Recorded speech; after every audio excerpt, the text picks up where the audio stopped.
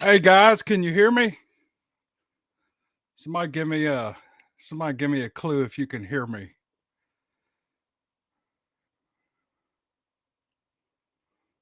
I was just kind of bored here, sitting here. Okay, all right, good deal. How's everybody doing? I just thought I'd jump in here and we just shoot the bull. There is nothing I really want to say, as usual. That's why I don't do too many live feeds because I never know what to say. I got to have something in front of me to read. I'm trying to keep up with all these comments.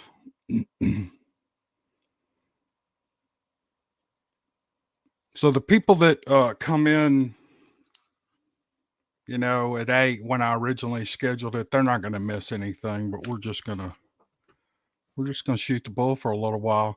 Hey, y'all like my little lights back there? I just put those up today. Watch this. Oh well, it's not working. They changed colors. Look at that! Look at that! I got to text my wife. She was wanting to know when we were coming on, when I was going live. I'm gonna text her real quick. Y'all don't mind if I just kind of just sit around and just be live, do you?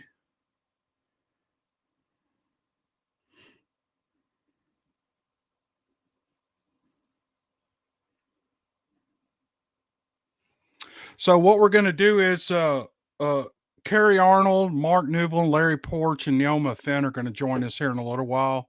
We're going to talk about Kerry's new documentary, the our 168 hours. I'm not going to talk too much about it because I really don't know that much about it. But that's what we're going to do is get them in there and talk about it. So okay, well let's just start off with my usual live feed. I was looking back at my previous live feeds and I do 2 a year. That's all I do is 2 a year. I've been doing this 3 years and I have 6 of them done. So I'm just not real good at this, but it's pretty fun. It's pretty fun. Let's see. We're live on YouTube and Facebook, by the way.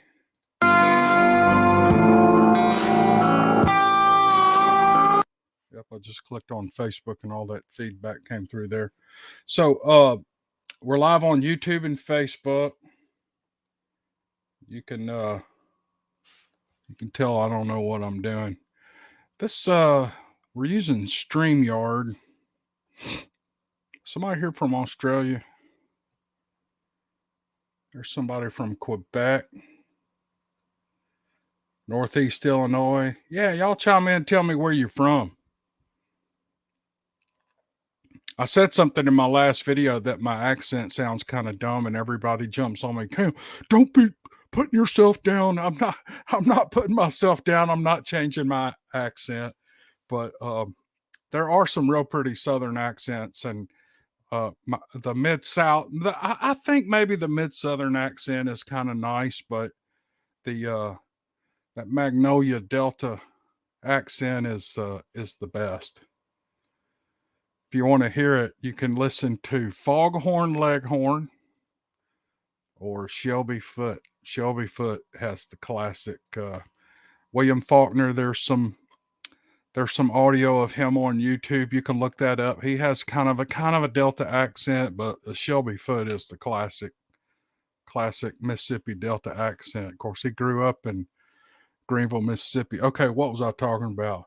Okay, the questions I always get on these throughout the year on these videos. Where can I send my story? Look, guys, if you'll just look in the description below each video, I have all that stuff listed. So my email's in the description. It'll be in the description of this one. I don't know if these live feeds do my standard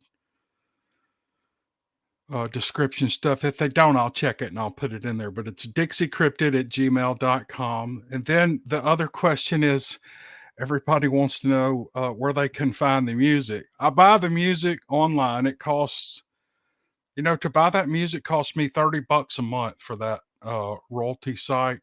And and I buy it from two different sources.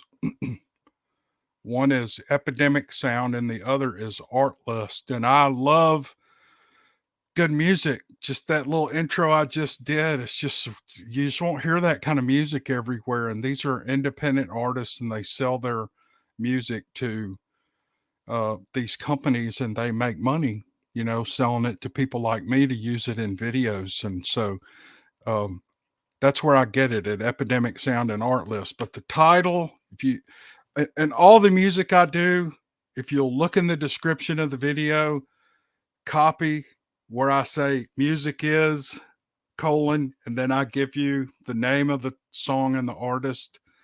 You can just copy and paste that into the search bar for YouTube, and most of that music is on YouTube. And people keep wanting me to do playlists and stuff like that, but I don't have time to do that. But you can go back through all my videos if someone wants to make a.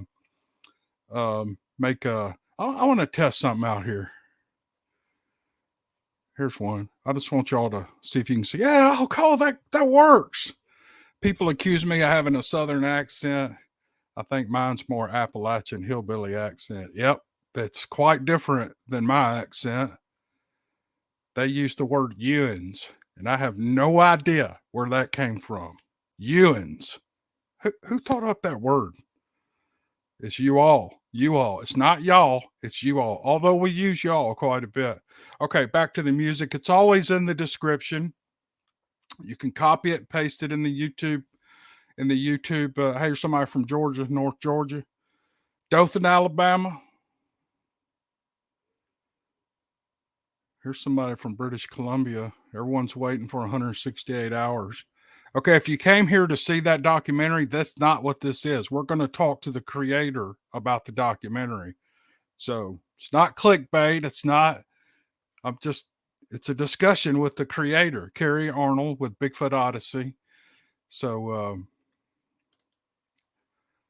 Delta says, I guess she's talking about her accent is it's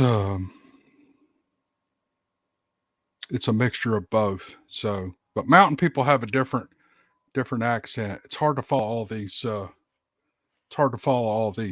comments. There's somebody from Washington. I'm assuming that's Washington State. Yep, Tammy Carey is a great guy. He's a great guy. West by God, Virginia. Oh man, you West Virginia guys are crazy. I went through West Virginia a couple of times in my life, and that is man, when you're going through those Sawtooth Mountains in the eastern part of the state, it's some creepy looking mountains. You guys are raised up in there. There's somebody from Wichita, Kansas. I can't even remember what I was talking about, y'all. So the music's in the description. And I love your comments on the videos. You guys are so nice. Sometimes it's pretty rare, but we get some bad ones, and they come in waves. I don't know where these people come from. I think they just show up, and they listen to a video, and they drop a bad comment. But 99% of the comments we have are just great. They're just wonderful. Sure I got the right ones on. I think that's my wife texting me back. I guess our guests, I'm using StreamYard. I sent them a link to this, and so when they're ready to pop in, they'll just pop in. But and if they're watching, I don't need you right now. If you guys are busy, just do what we didn't really plan on starting till 8:30, and let's see, it's not even 8 o'clock yet. Yep, that was my baby. She replied with okay. She gets mad at me when she'll send me this long text, and I go, okay. Is that all you've got to say? I'm like, yeah. That's all I've got to say. I didn't know what else to say. So, all right, Steve Lilly. I knew that. Okay, thank you. I clicked the wrong one, but thank you. Yeah, it's It's great to have that many subscribers. Let's see. Love Steve Lilly, but like to hear the regular folk stories. Okay. Yeah, that's why I do both of them. And the Steve Lilly stories are pretty. They're spaced quite far apart. Sometimes a month or two, maybe usually 2 months. They take a little time to write, and I had promised some people that I was going to put up a Steve Lilly last weekend. I have it 90% complete. I say it takes a while to write them. It takes a while to get the story organized in my mind and what what I want that goofball to go through. But and once I get that squared away and I get all my notes squared away, then I can write it in a couple of days. But and it doesn't go through an edit or anything like that. Because I'm just reading it. I'm not printing, I'm not publishing it. And so need a Steve Lilly movie, Chris. A lot of people say that. It would be fun to do a Steve Lilly movie. Hey, DA. What's going on? DA does live feeds every Wednesday and Saturday or Monday and Saturday. I can't remember what it is. And so he's quite used to doing these live feeds, and I'm not. I'm not. Steve Lilly lives rent free. Yes, he does. He's actually lived in my head for many years. You know, uh, I, you may think it's the stories are fun or funny, but most boys, I think Steve Lilly comes out of my childhood, I guess. But he had, and then I put adult characteristics on him. But uh, I've seen like memes on social media where there's a woman and she's looking at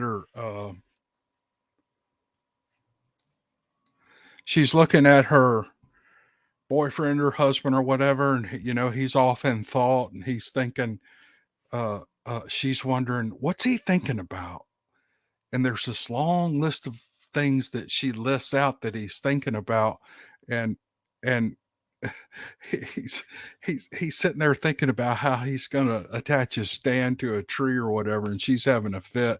And my wife's done that to me. She's like, what are you thinking about? And I'll go, hey, you really want to know? Hey Neoma,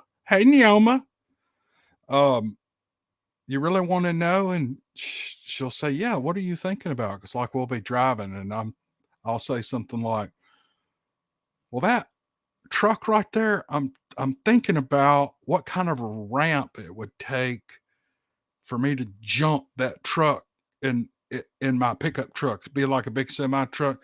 And those are the things that go through men's heads. We're not thinking about anything deep. We're thinking about uh jumping semi trucks like Evil Knievel. Even grown men. I'll be 60 next year. And those are the kind of things we think about. And so that's where Steve Lilly comes from. And so to be able to write it and put it in a somewhat cogent, I'm not a good writer, but the stories are good. I think the stories are pretty good, and I just draw off of my experience with those and just write them out. They're kind of funny. And so anyway, I was going to put up a Steve Lilly last weekend, and I actually said that in a comment with somebody on the one of my videos. And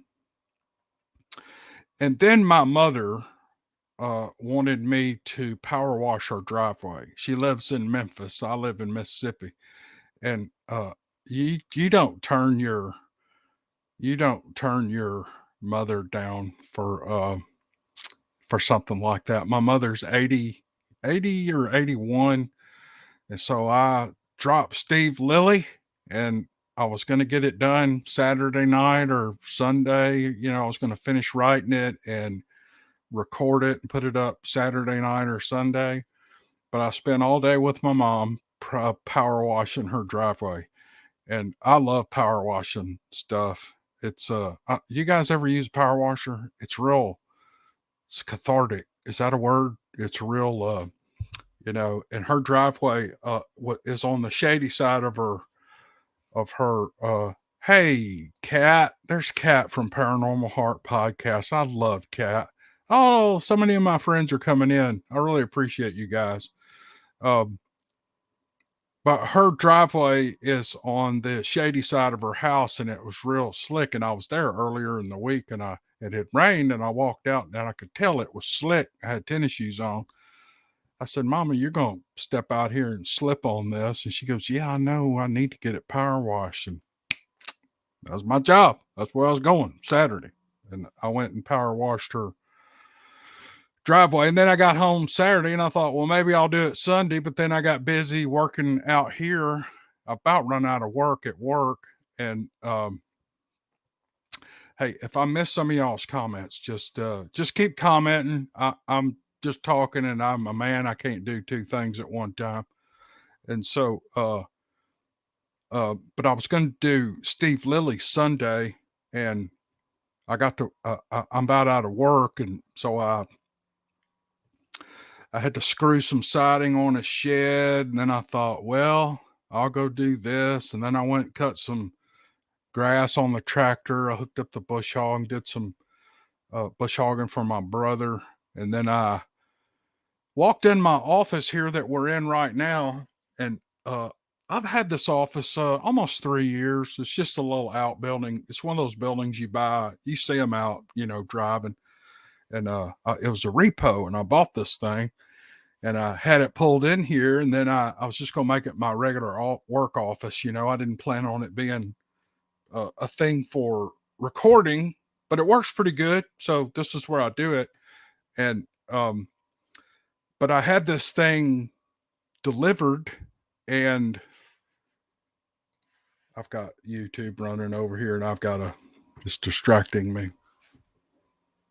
I'm gonna minimize it. But I moved all my stuff in here. I was working out of an office in a bedroom in the house, and my wife was she had it up to her neck with me working inside. I'm a messy office person, or my tool shed's messy and unorganized, and I'm just not a real organized person. And so I walked in here and I thought, well, I'll clean off this one table. And so I started cleaning it off. Then I looked over at another table and I thought, well, I'll get that one. And it took me a day and a half. In a day and a half, my office was totally clean and organized. And my old lab, who died back last June, I swept up enough hair of his in this office under my desk and, behind storage boxes and stuff to stuff a pillow. And it was, it's just good to, see his hair, and just, I don't know. It made me think about Chunk. And so, um, that's, um, that's what I did. Hey, Lanita Bryant, what are you doing, girl? Y'all, I met Lanita over in Alabama. Maybe it was a year and a half ago, maybe a year ago, maybe last summer. I can't remember when it was. But Lanita is my buddy because she fed me. And when she, there was a bunch of us, we met at a campground, and Lanita showed up with this huge spread of food, chicken and biscuits and all kind of stuff she had made. And man, we ate, and I just thought she was the greatest thing in the world, and she was so nice, just my kind of people. And I love hearing from her. She emails me every once in a while, and her mother died not too long ago, and I think she died from the COVID. And was so sorry to hear about that, but um and she went through a hard time, but I just love Lanita. So hey, Lanita, I missed your comment. I'll put it up here, but she's just a wonderful person, and she sends me pictures, and I've done one of her stories, I think,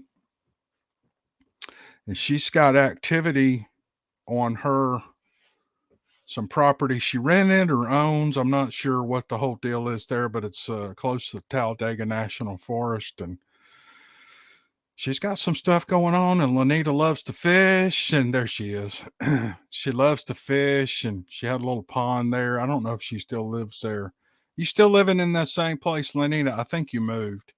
And I'll tell you another thing about her, and I won't tell any details because she may not want me to know about it. But she had a brush with a very famous. Well, if I say it, she had a brush in her life with a very famous serial killer. She told me the whole story. That would make a great video if I could get her. Uh, hey, does this look better? Looks like a football helmet, doesn't it? These things get hot on my ears.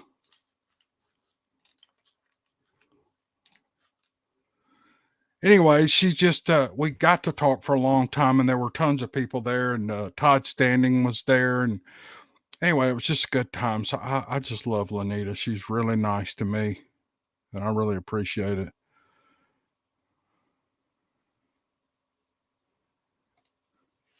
Love The Office, buddy. You do such a... Hey, there's Neoma. Hold on just a second, Neoma. You do such a good job. One day I'll have to write. Oh, I hope you write your encounter. Until then, I love listening. Keep it up, Cam. Thanks, Down and Dirty. So I'm just reading. Let me add Neoma in here. There she is. There she is. All right, I asked you in DA's live feed the other day. Did you cut your hair? No, my bangs are just finally growing out that they're just down in my face all the time now. Oh, okay. Okay. Well, it looks shorter for some reason. That's because you're seeing all bangs right now. Oh, is that it? Yeah. But it's the rest of it's still there. It's just looks good. You always have nice hair. Thank you. For people who are not familiar with Neoma does all the editing for the stories now. She takes all the stories that you guys send and she cleans them up. And I actually get blowback for that. So y'all are changing the stories. And Neoma, do we change any of the stories, or do we just make it? How would you describe it? Sometimes I change the storyline around because it makes more sense for them to tell something later or something earlier.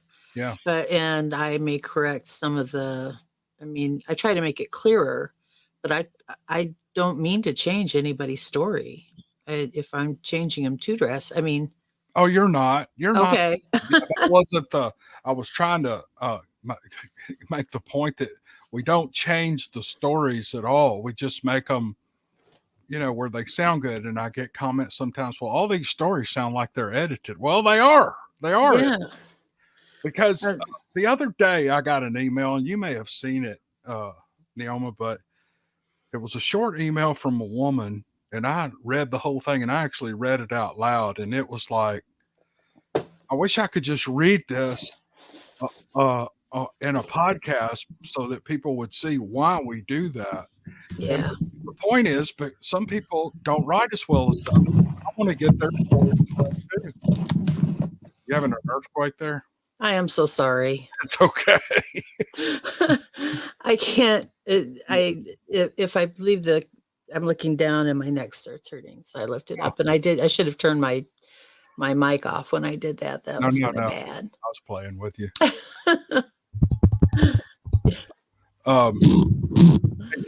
Kelly said hi to Cam and Neoma. How are you doing, Kelly? Hi, Kelly. I'm just picking random.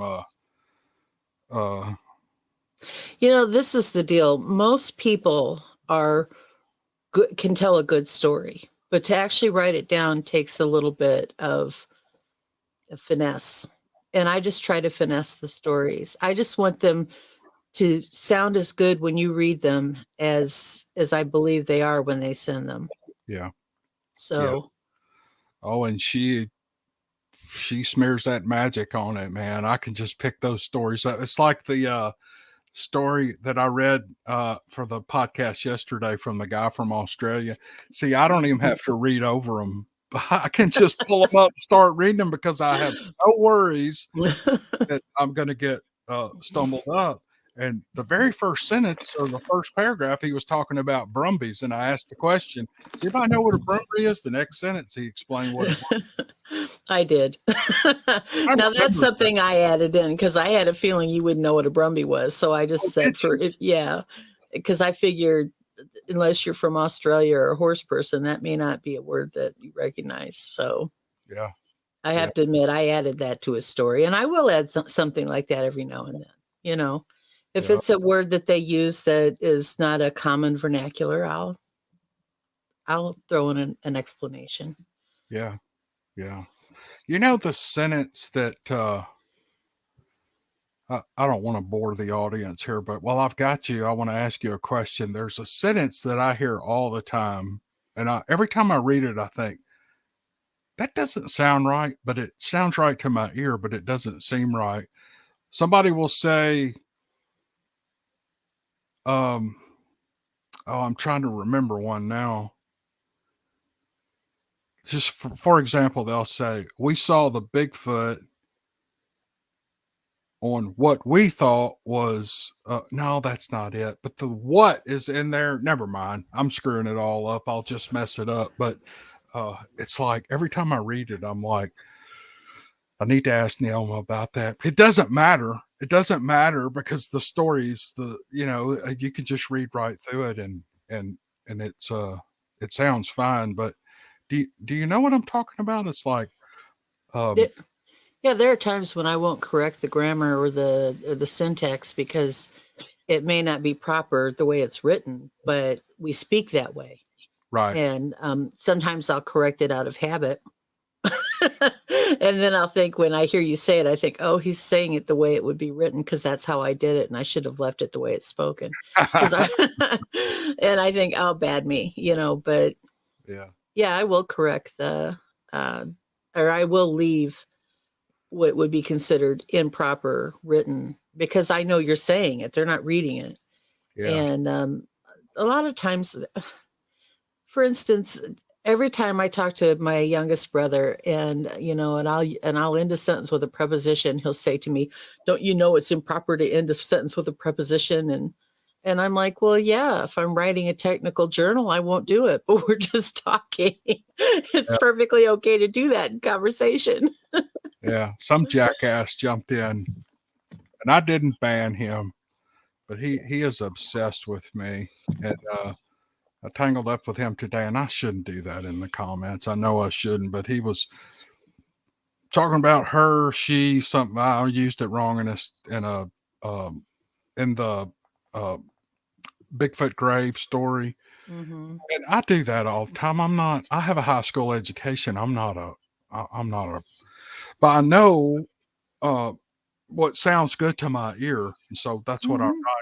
And it works pretty good in contemporary pulp type stories, which is all I do. And so, yeah, I don't know that getting the grammar just perfect is a big deal. No, in fact, if you get it just exactly right, it comes across as mechanical, and that's the last thing you want to do. Yeah. You want to bring your audience in. This needs to feel like, and it always has. What one of the things that attracted me to you is it always feels like I'm sitting around a campfire listening to Cam tell me a good story. And if I correct the grammar too much, that's going to take away from that. We don't want to do that. They'll Yeah. hate me. Can you see that comment right there, CPB1? Yeah. I changed I, those. I'm right there with you, CPB1. That makes me crazy. Oh, it drives me nuts. It Mhm. drives me nuts. But you know what it is? Somebody was talking about the mountain accents earlier. That Mhm. is a very common misuse of the word "seen" with mountain people. We have tons of misuse, and it's used down here quite a bit too. Yeah. It's not just isolated to mountain people, but yeah, I seen him. I seen him. No, it's I saw him. I saw him. Or On, I have seen him. right, that's right. That's right. Yeah. Yeah, it's one that kind of makes me do one of these things when I'm reading. I have those things in my just common speech to people that I use all the time, and I think about it, I catch them. Mm-hmm. And one that has been driving me nuts for about a year and a half that I can't say, and I'm about halfway there, is using the word got in lieu of have. Mm. You know, I got this, I have this. Well, how many oranges do you have? I got 10. No, I have 10. So I'm trying to correct that. And I would always do it with, hold on, Kerry. I got you. Hold on, Kerry. Kerry's about to jump in here. But I always correct it in my writing, but I don't do it when I'm talking. But I left the expression I got to talking today in the story I sent you today.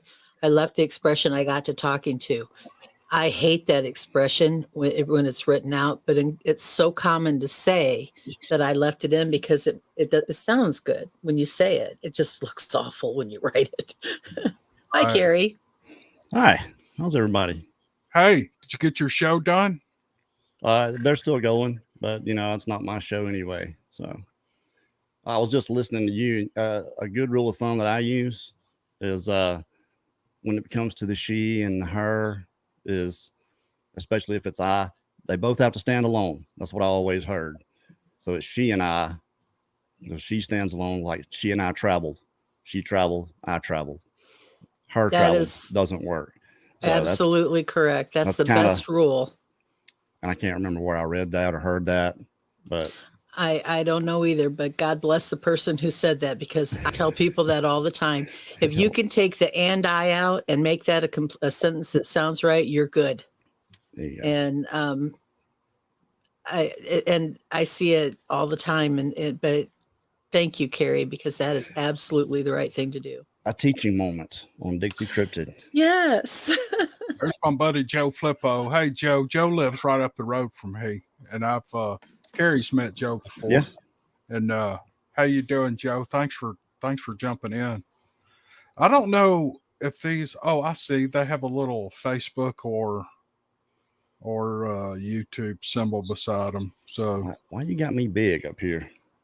Man, you're the star. Yeah. Let's put the Martin Newbill. Don't do that. No. Don't do that. Oh, Martin Newbill literally is the star of 168. He did more segments in the field than anyone else did. Martin, I guess, yeah, because the guy knows what he's doing, plain and simple. Christopher Noel was down there with us, and he did some. Blake Deutscher, they did a few, but there weren't. I had Todd Cummings was one of the videographers, actually filming them do their thing, and he's in it just a little bit. But I told him, I was like, after something happens, get these guys talking about it. Don't just wait for me to interview them the next day. So, are you playing around? I'm just trying to see what's what. I was obsessed with you guys while you were down there. I mean, I waited. Really? Yes, breathlessly for every video, every update. And then, and you were like, well, it won't come out until after the 4th. And I was like, oh no, it will. I don't care how many hours it is. You get busy, mister. I am busy with it. Y'all just don't know. I can imagine. There was 18 people with 31 devices filming for a week. Wow. So just scrubbing through everything just to see what they got was, and I haven't been through all of it. I'm on the first episode is just the first 2 days. So I'm thinking there's going to be 3 episodes, day 2 and 3. If there's enough stuff in there, I still got to go through it. I may pack it all into 2, who knows?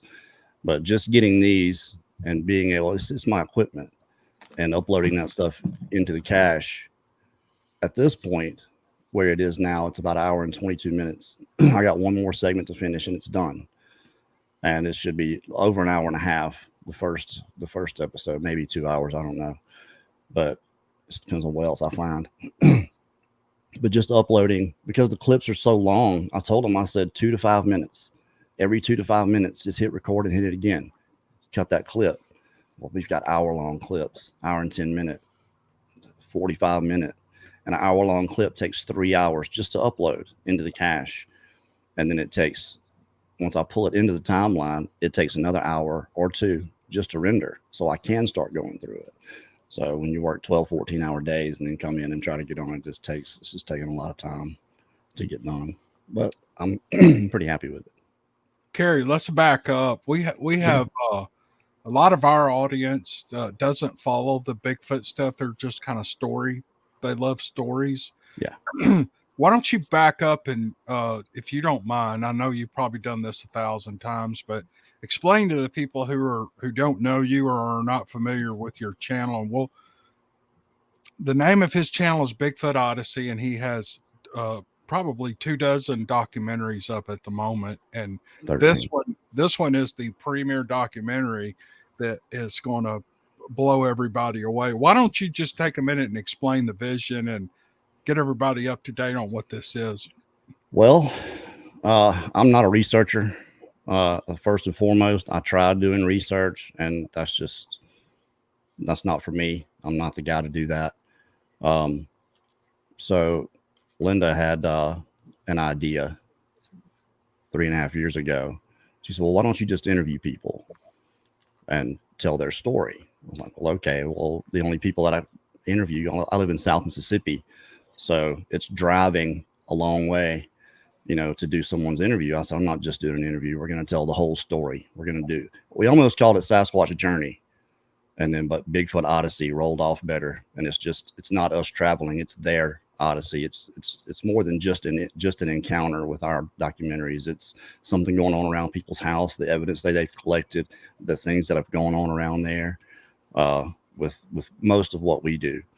But for this, it was something that I thought about for a long time, what it would take to catch Sasquatch on film moving. What are we going to have to do? And I said, well, if we just get enough people out there in a big enough area and just film constantly, because what usually happens is when researchers or whatever out, what I hear is something happens and then they turn the camera on, and then they're catching the tail end of something. Mark and Melanie Zaski from Crypto Reality had been in this place for 6 years. So I got him to direct the field effort and kind of point people in directions. And it worked. It worked out. I got a lot of stuff they got. Mark and Melanie have got some of the most incredible images you'll ever see. And, it's not just some pareidolia face sticking out of the bush. These things are actually moving. But they're so slick. They're just not going to give you very much. And you're probably not going to see any of it with your naked eye.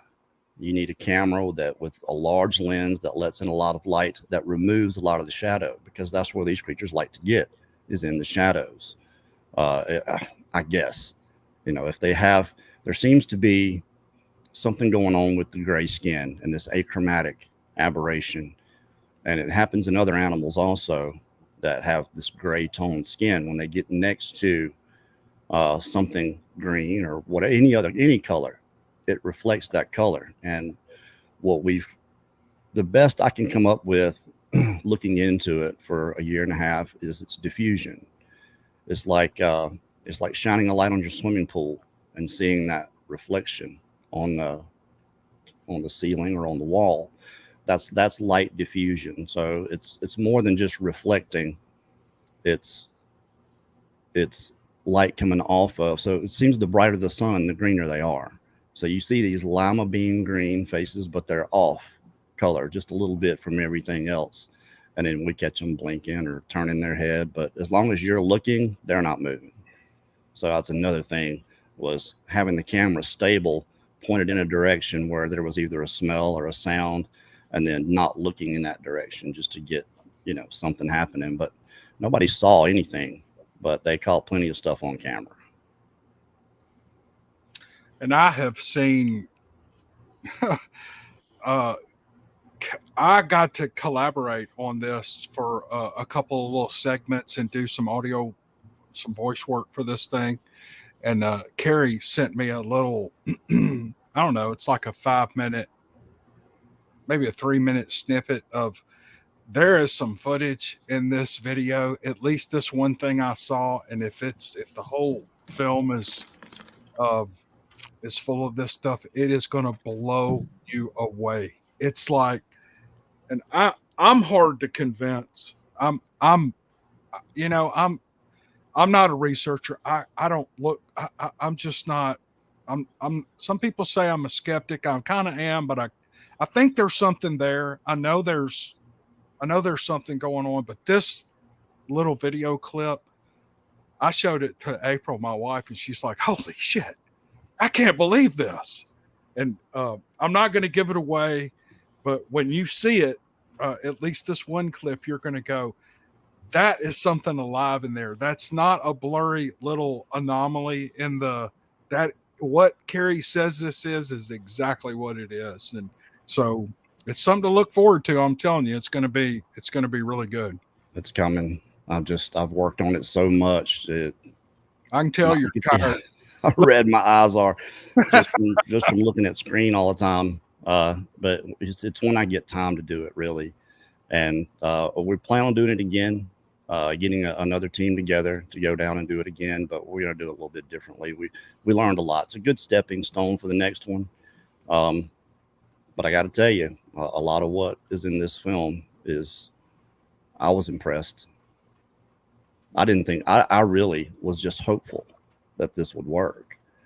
And because of what Mark and Melanie Zaski had already done, Crypto Reality.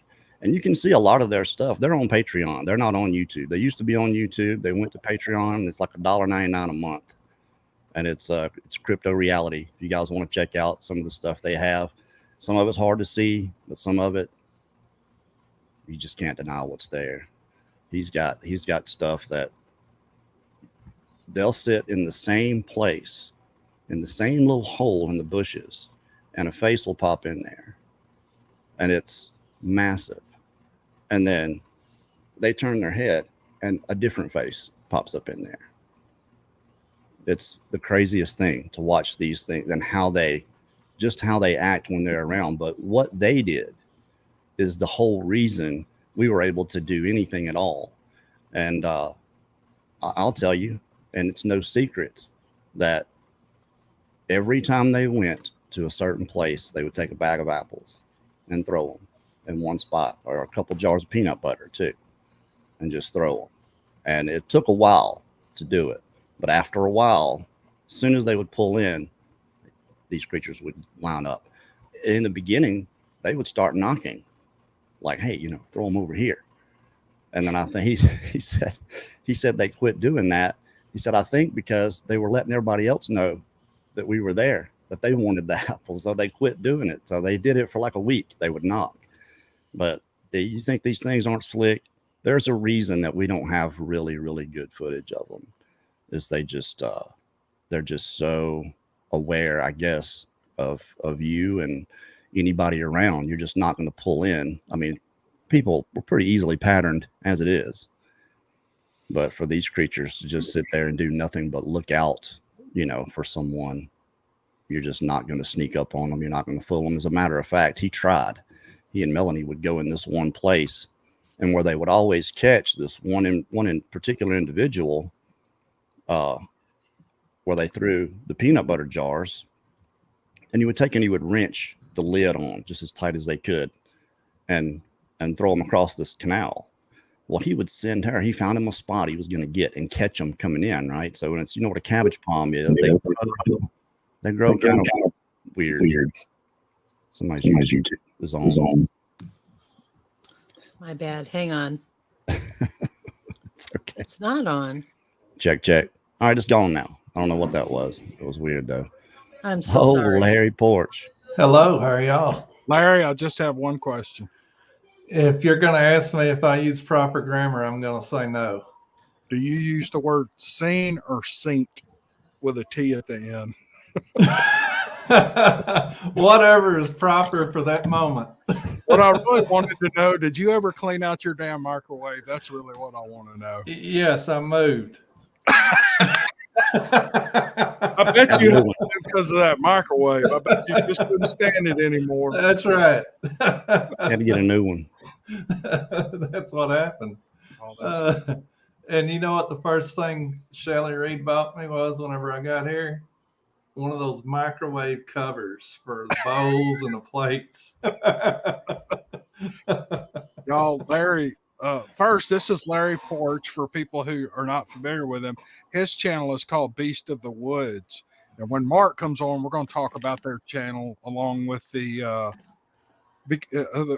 it's kind of to promote their channel, but they have a great channels. Kerry, Mark, and Larry, all three of you those guys have these fascinating channels where they get that you guys have this ability to pull in these real interesting people and get them talking for 2 or 3 hours, and it's fascinating. It's fascinating. And Kerry is the master at pulling teams together to get things accomplished.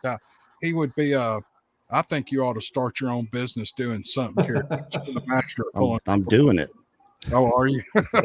Yeah, I part on the business. We work out in the oil field. Oh, we started our own, so I already did it. But there's only 3 of us, so it wasn't me bringing anybody together. So I did want to finish that story. If I didn't want to leave anybody hanging about these things being slick and what they were doing with the peanut butter jars. Go ahead, finish up. Well, Mark would get in this one little spot where this cabbage palm was, and he would sit there and send Melanie down the canal because he's trying to catch them coming in, right? 3 days in a row. He would go in, she would go down, and didn't get anything. The 4th day he went down, there was a red peanut butter jar lid sitting on the cabbage palm where he would sit. They were throwing the peanut butter jars 200 yards from there, pretty much saying, hey, you're not fooling us. Just bring us more of this stuff, Oh, sorry. So they're placing their order. Yeah. They're just letting him know, we know what you're doing, so you're not fooling these things. Like I said, it's not a wonder we don't have really good epic footage of these creatures. Patterson Gimlin, they were on horseback, and I wonder how much that had to do with it. How so? Well, just them being on horseback. I'm hearing something, feedback from somebody. It's Larry's TV. Maybe. All right. Larry, you can't watch YouTube while we're doing a live feed. Okay? It's not YouTube. I'll be back. So I didn't mean to cut you off on that story. No, it's okay. I just didn't want to leave anybody hanging in case they were actually interested in it. I was actually, but I'm sorry. I'm not trying to laugh. It's just that that's so animal-like. I mean, I had dogs that would do things like that. They would bring me the can that they liked as opposed to the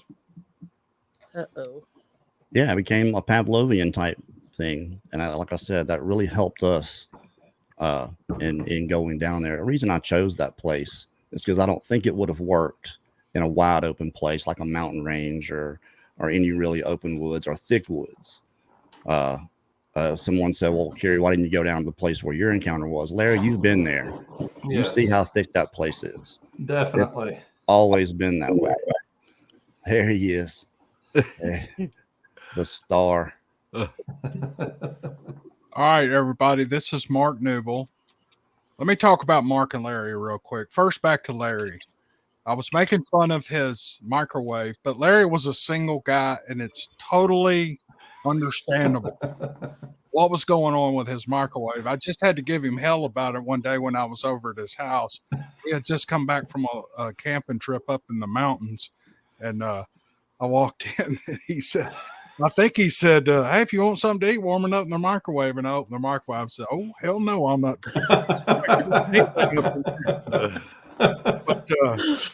But I've been on his butt about it ever since, and I don't care if his microwave's dirty. But and I think the comment you made is April would have went to Walmart immediately and cleaned it.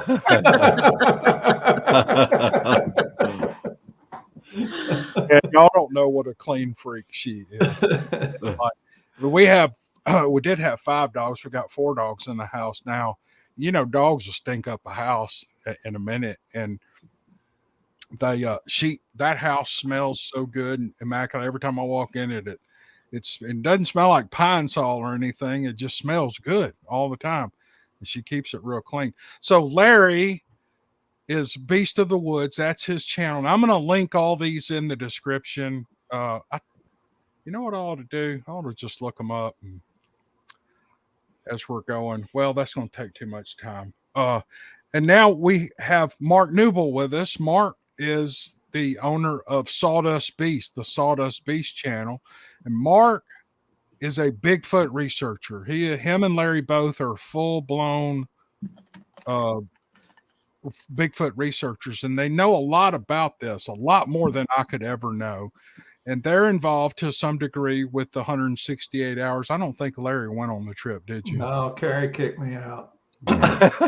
No, he didn't. I was begging him. Microwave wasn't clean enough. Yeah, I was all but begging him to go.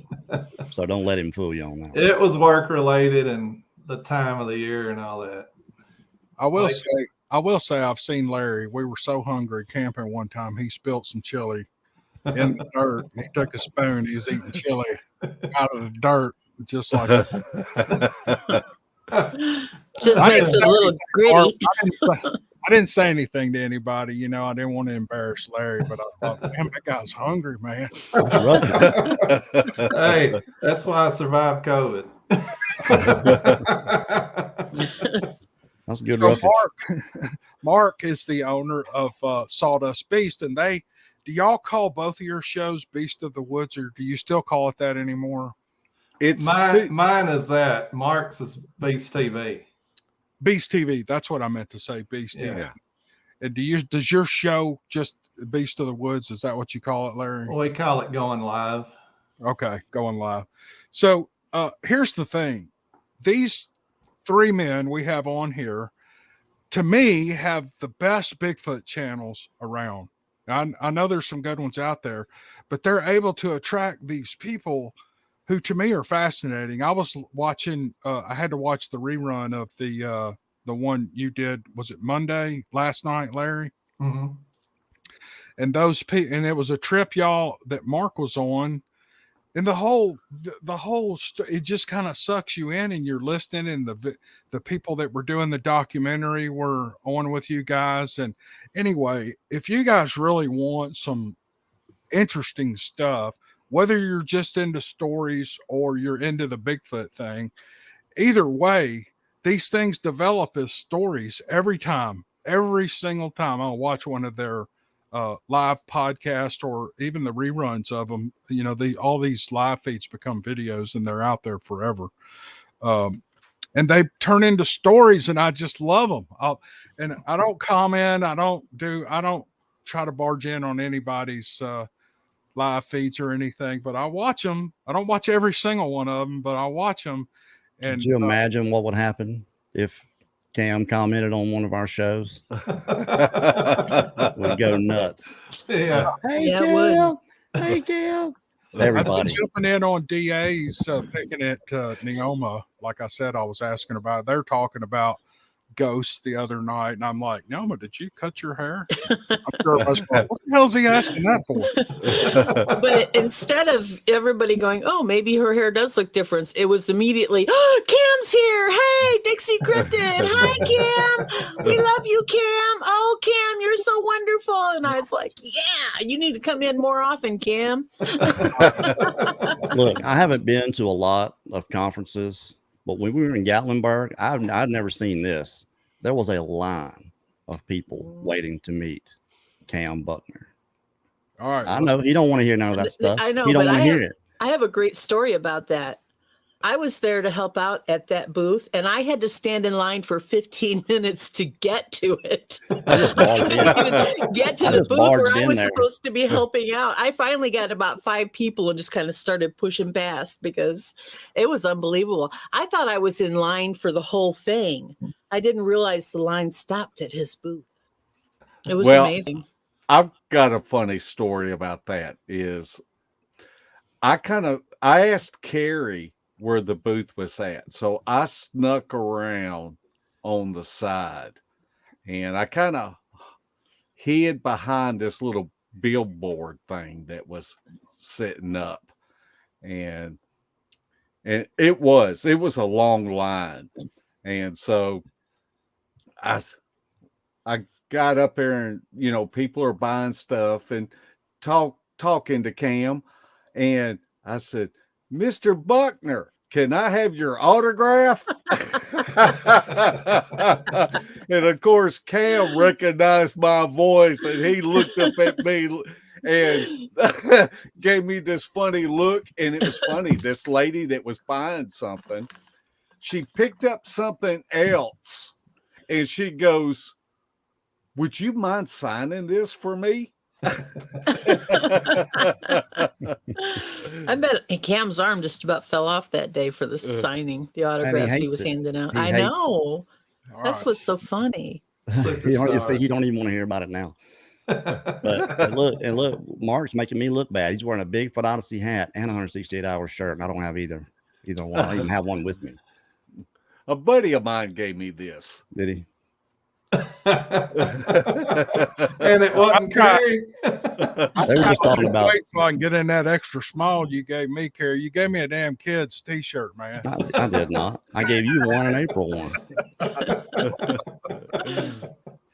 I said, "Hey, you got a t-shirt?" Yeah, I got a bunch of them. What size are you? I said, "I'm a 2X." He hands me a medium. I'm like, "I can wear this thing." No, he didn't. He gave me a 2X. So I could wear a medium on my left arm. Yes, Buckeye Bigfoot is Nance is fantastic. oh, she is Yep. wonderful. She was at the conference with us, and she was a huge help. And they had great stuff there, and everybody loved her. And she had this one moment. Neoma, do you remember? Did you see her actually turn the camera back on these little kids and get them to tell that?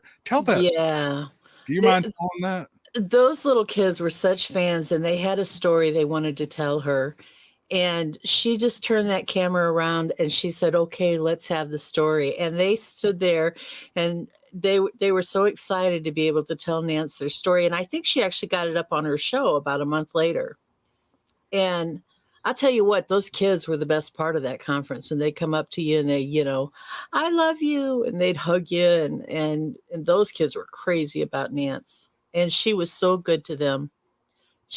And you could tell she had just made their whole year by letting them tell their story on camera.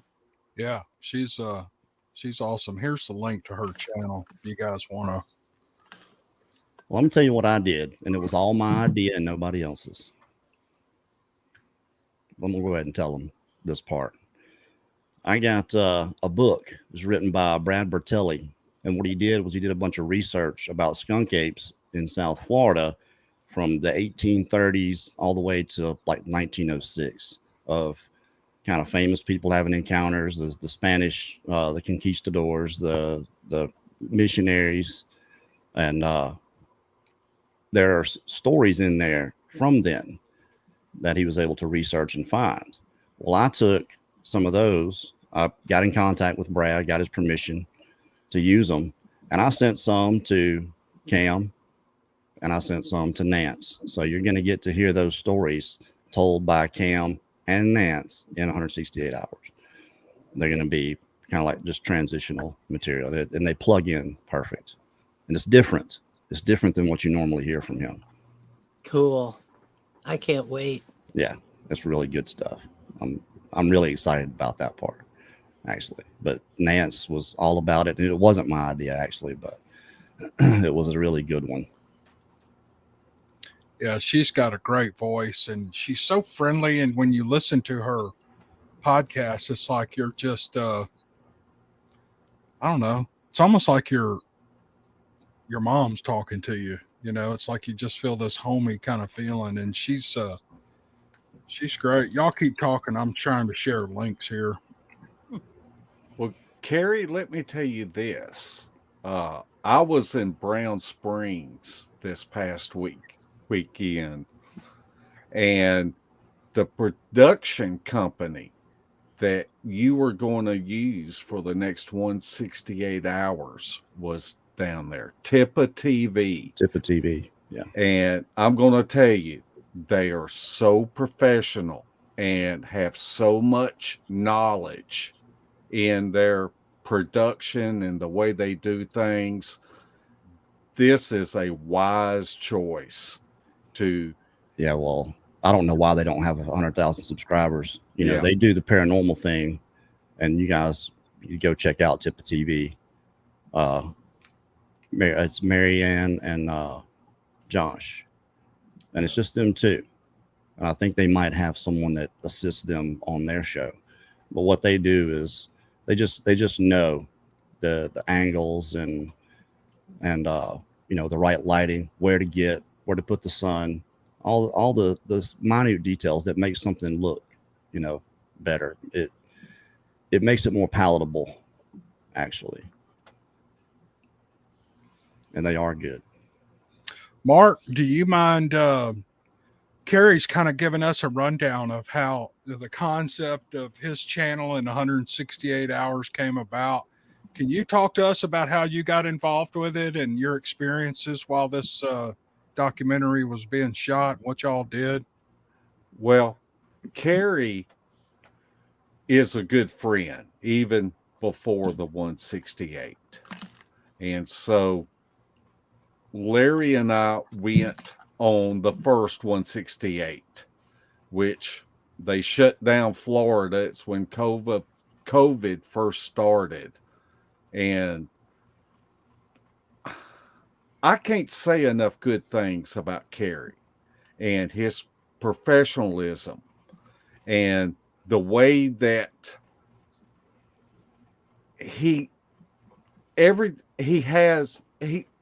Kerry and I are both musicians.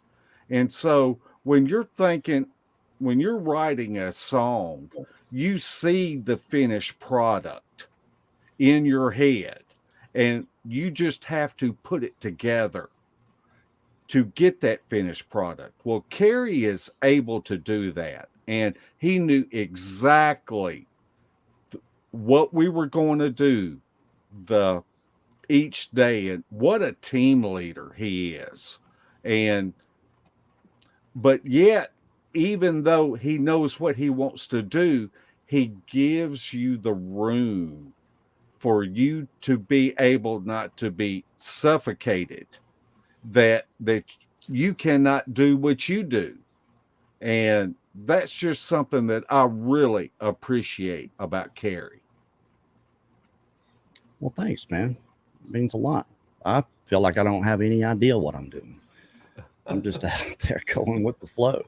You know, whatever happens, happens. Of course, we thought about for a long time. The first 168 was a real debacle, getting shut down the way we did everywhere we went, and then just cutting it off. But I think it turned out for the best, because I was definitely ill prepared for the first one and the way that was going to go. Even though there was more people, you know, for the actual 168 hours. If anybody's wondering why it's 168 hours, that's a week.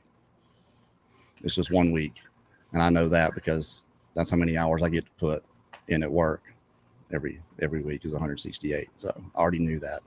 And it sounded catchy to me too. I was like, well, maybe people will watch this. But yeah, when we finally got down there, I think I was just a little bit nervous about it. I know my hands were shaking trying to put cameras in my battery before we went out that first day. But of all the footage that we have of the day, because we got rained out 2 days, and then it was so hot in March down in Florida that there wasn't a lot you could do during the day.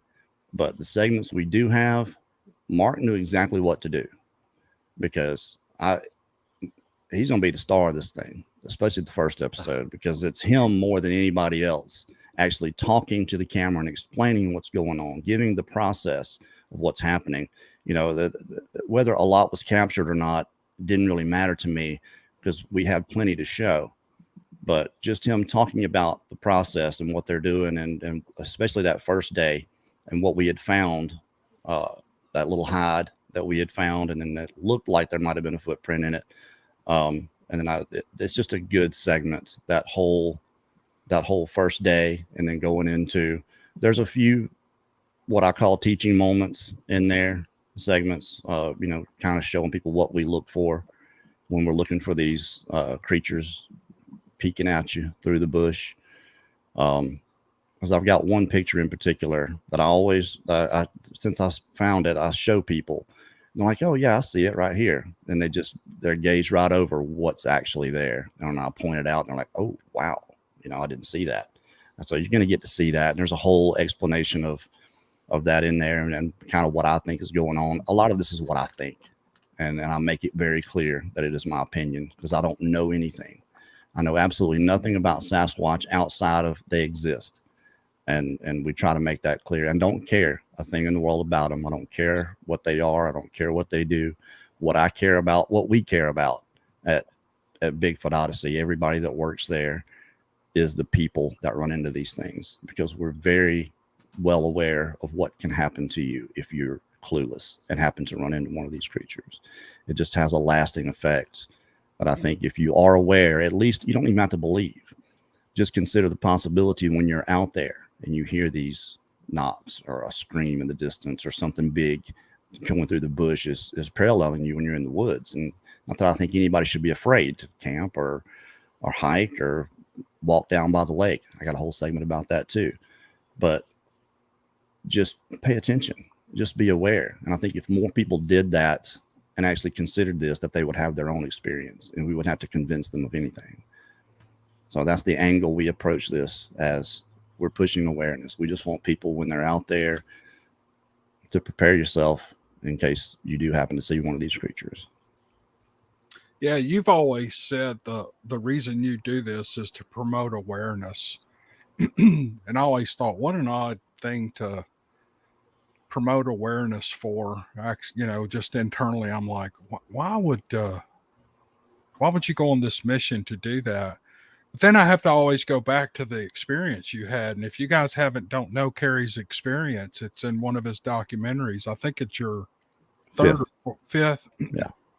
And it is quite unsettling, the whole story. And he tells you the whole thing on location. He shows you get to see where all this happened, and it was really good. So yeah, you've always said that was your main goal, and you've really stuck with that.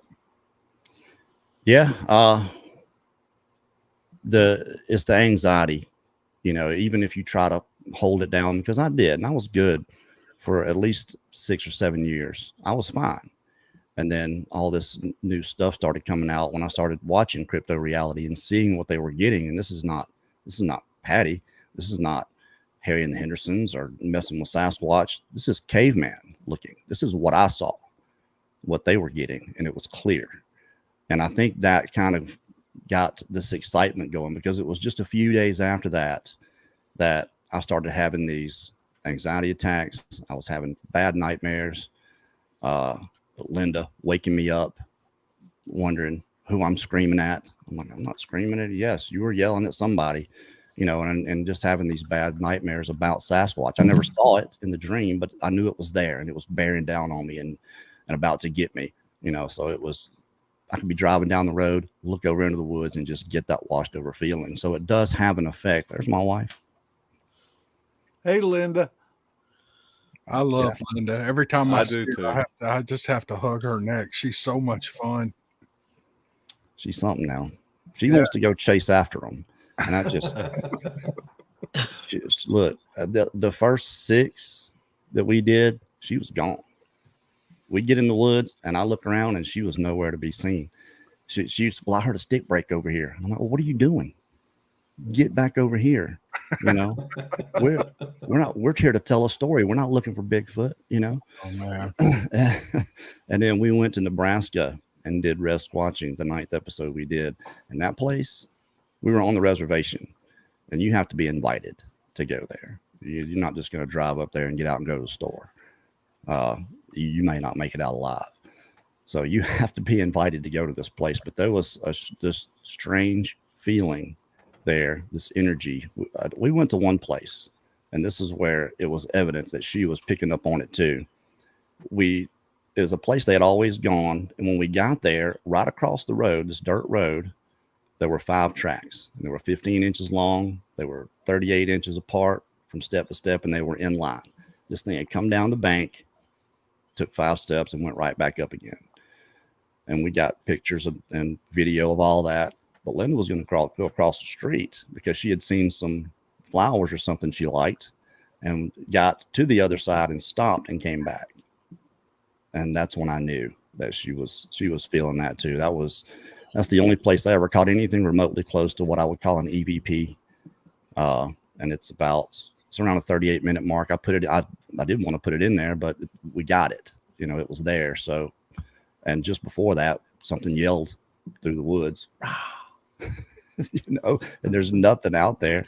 So, I mean, it was definitely a strange place, but that kind of reined her in. But when we went back out in the woods again, she was gone again. So she's going to have to see one.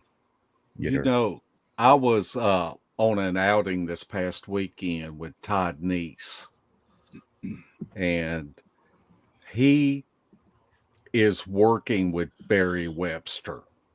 And the story, he has been there recently, and some of his accounts of what he witnessed while they're on the res, it is just phenomenal that what goes on and the interactions that Barry Webster and his team has with these creatures out there.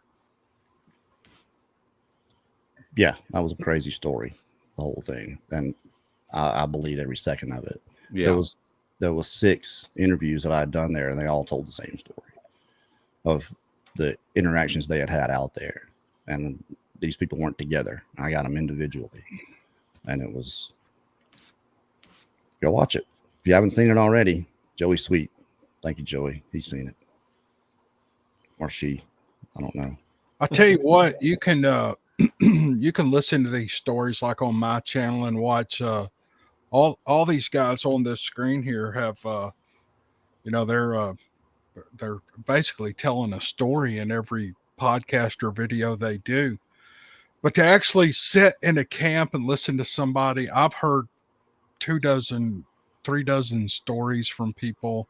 I remember Debbie's story, Larry, about and it wasn't even it was the Boggy Creek when she lived down in when she was a little girl, and that was one of the first ones. And then, of course, you've got some of the outlaws tell great stories, Dan Rickey and those guys, and Bear and Kumbo. They're natural storytellers.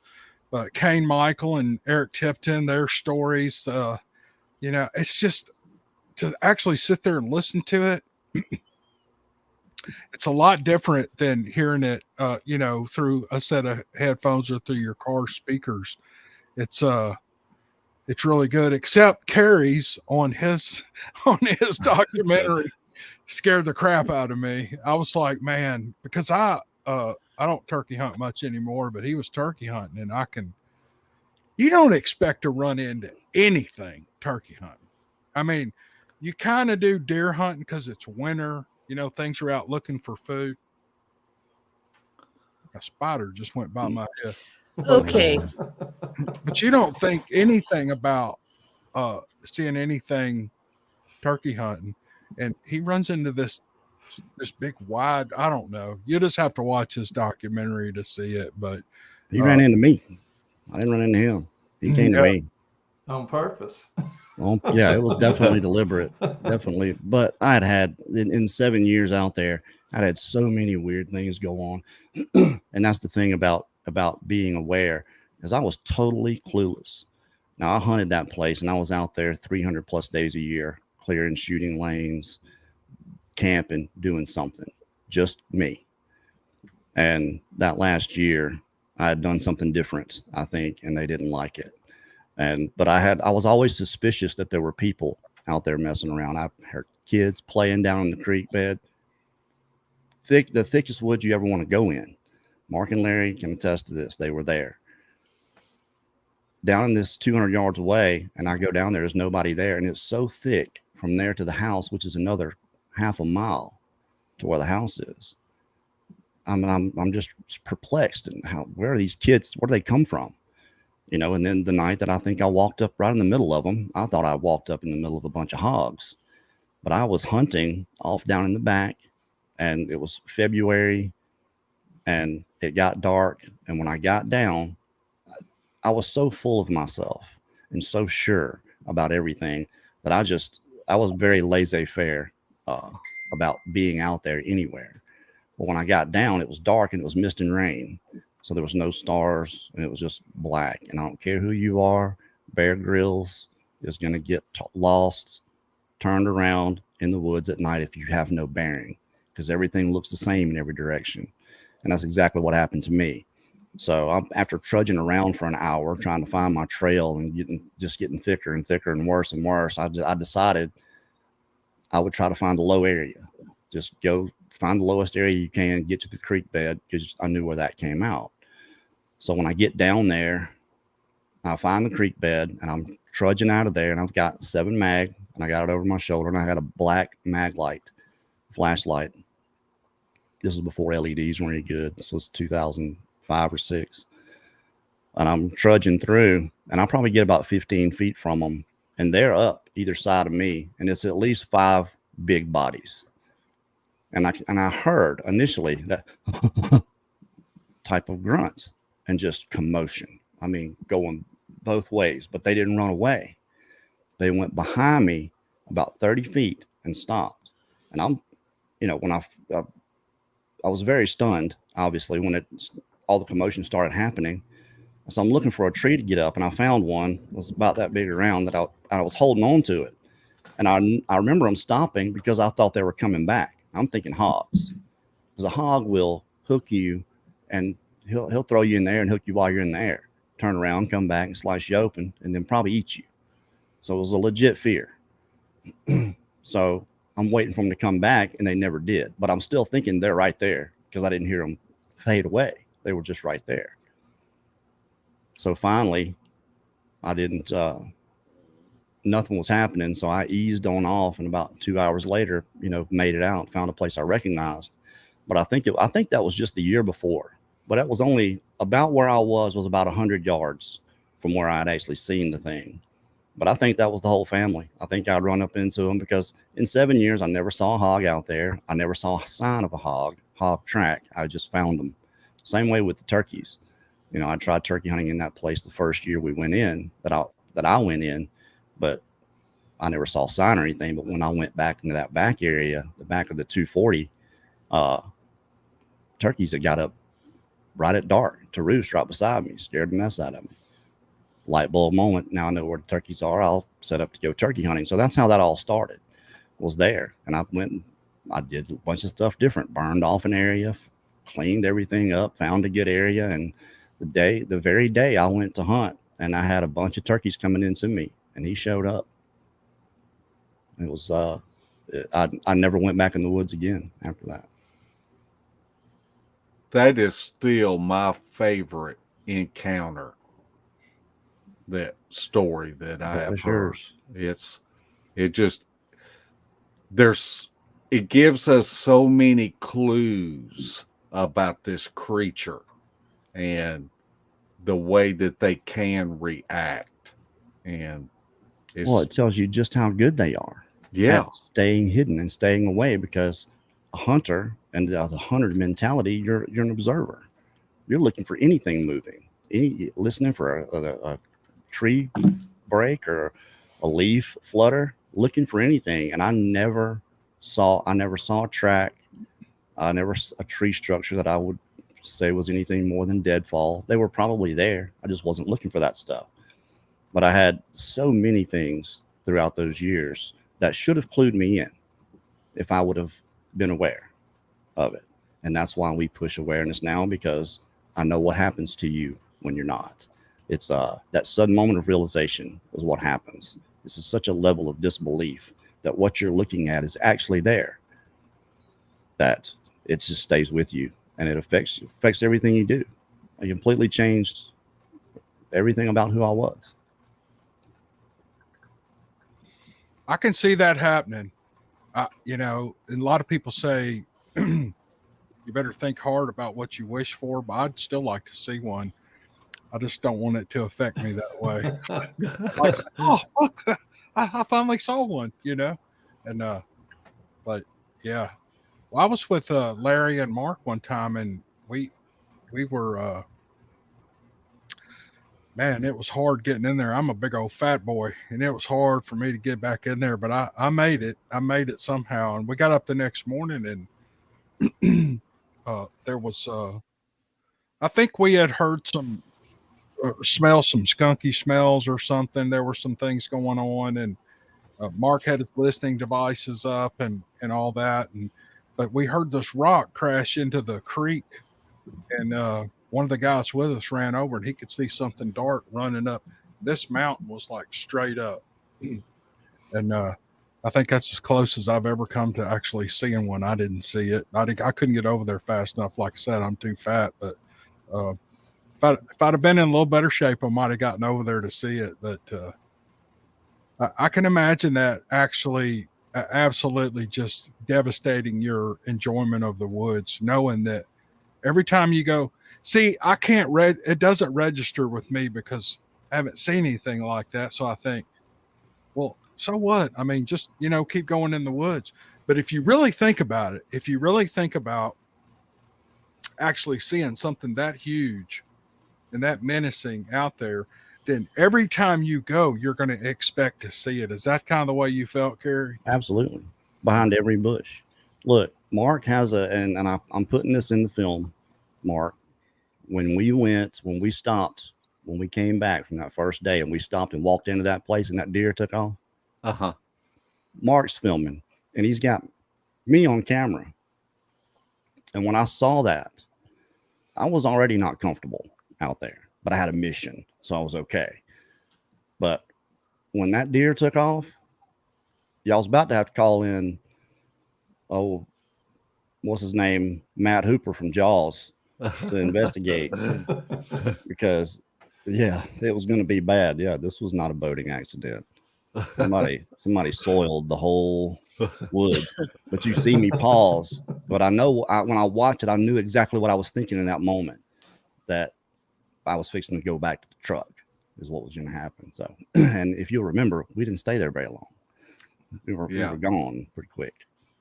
And I mean, we found two what I call tall boy trails right there too, that edge. I believe those trails probably went all the way around that field that was out there.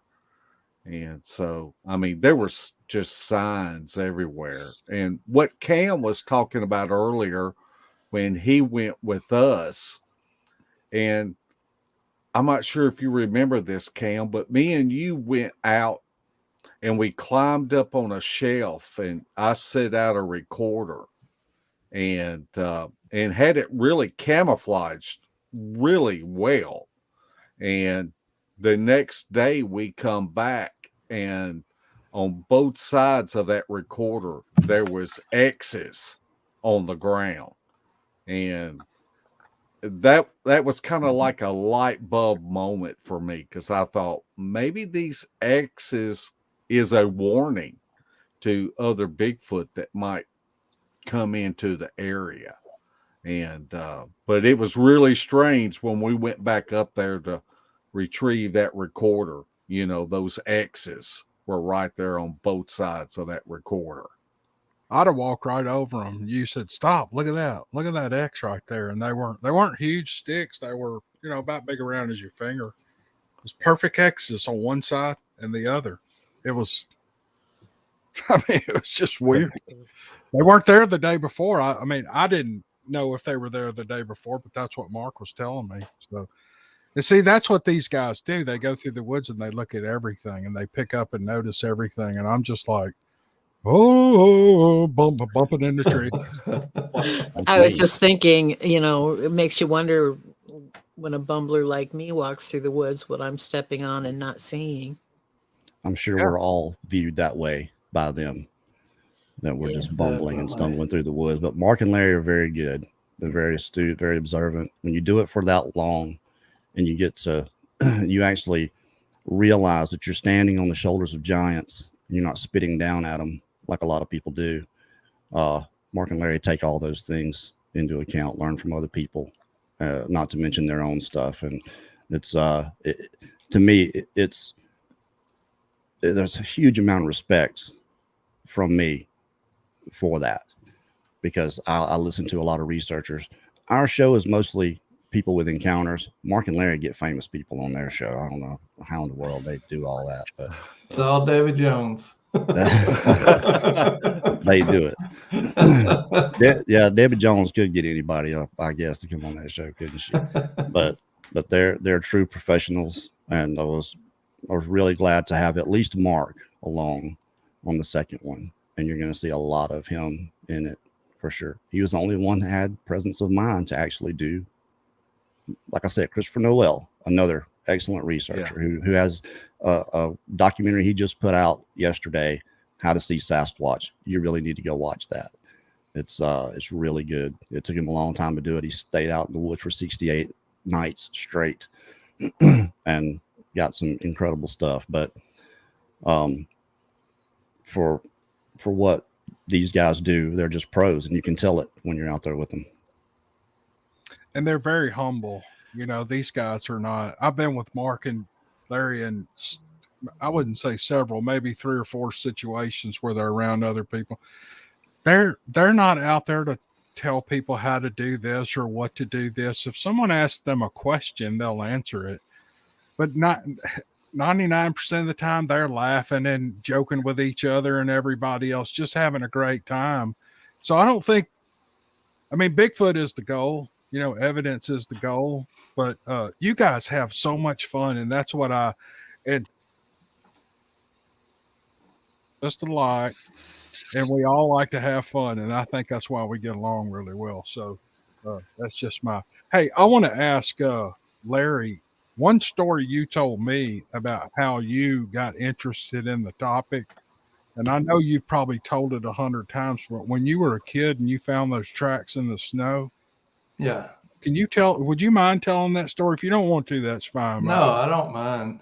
Okay. As a young boy, I was probably about 10 years old, and I would spend a lot of time at my grandparents' house. They lived in a river bottom in Northwest Tennessee, just up from a river bottom, not in a river bottom. But I would go out there, and I was a hunter, or I thought I was. I'd run around with my little BB gun and try to find squirrels and rabbits and all that. And one day it came a freakish snow. We got about 6 to 8 inches of snow, which normally we don't get but an inch or 2, and it's gone in a day, but this stuck around. But I went out behind my grandparents' house, and from a sand ditch crossing a wide open field behind their house, which was an old pea garden, going toward a barn, I saw tracks in the snow, and the tracks were not much bigger than my foot. They were probably 8 to 9 inches long, barefoot, perfect tracks in the snow. And at 10, I wasn't thinking anything about Bigfoot or anything. I was thinking, who in the world would be out here walking around barefooted, and it's 22 degrees and it's snowing? And I did get creeped out. I can remember that. And I looked the way the tracks went, and I fired my little BB gun toward the bushes over there, and I run to the trailer. And I tried to get my grandfather to come out there, and at 20 degrees, he didn't want no part of it. And I know what he was thinking. This little fart went out there and took his shoes off and walked across that garden, and he's wanting me to go look at it. And that wasn't the case. And then later on, my father come out there because he had to feed his cows and stuff. And I was like, I found tracks back here. They're barefoot prints going across the field. And he's like, boy, don't tell me that junk. And he wouldn't go look at it. So I suppressed it for years. And, you know, Time Life books and In Search Of and all that come out. And I started watching some of that stuff. And I thought, I wonder if that was a juvenile Bigfoot that walked across there. It could have been sitting down there in the hayloft, you know, covered up in the hay, just sitting there waiting on the weather to change. I don't know, but I couldn't get anybody to go look, and it's still that way today. Is that Mark? Mark goes with you. Yeah, he'll go look. And then he'll walk off and say, oh, it's just prints. You can go camping with these guys and just sit back and not say a word and just have a full weekend of entertainment just watching them pick at each other. That's true. Yeah. Mhm. You know, I kind of consider this as a hobby, and hobbies you should enjoy and have fun with. And the moment that I'm not having fun doing this, that's when I'm going to find something else that I enjoy. Yeah. Right. And, you know, I think a lot about this Bigfoot community, and there's so many negative things about it. But I look at the positive things. I think about if it wasn't for Bigfoot, I wouldn't have met Larry and Debbie and Shelly and Cam and Kerry.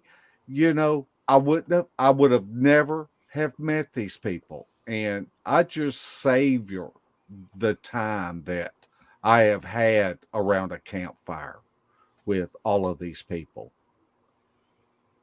Well, you were talking about us being humble earlier.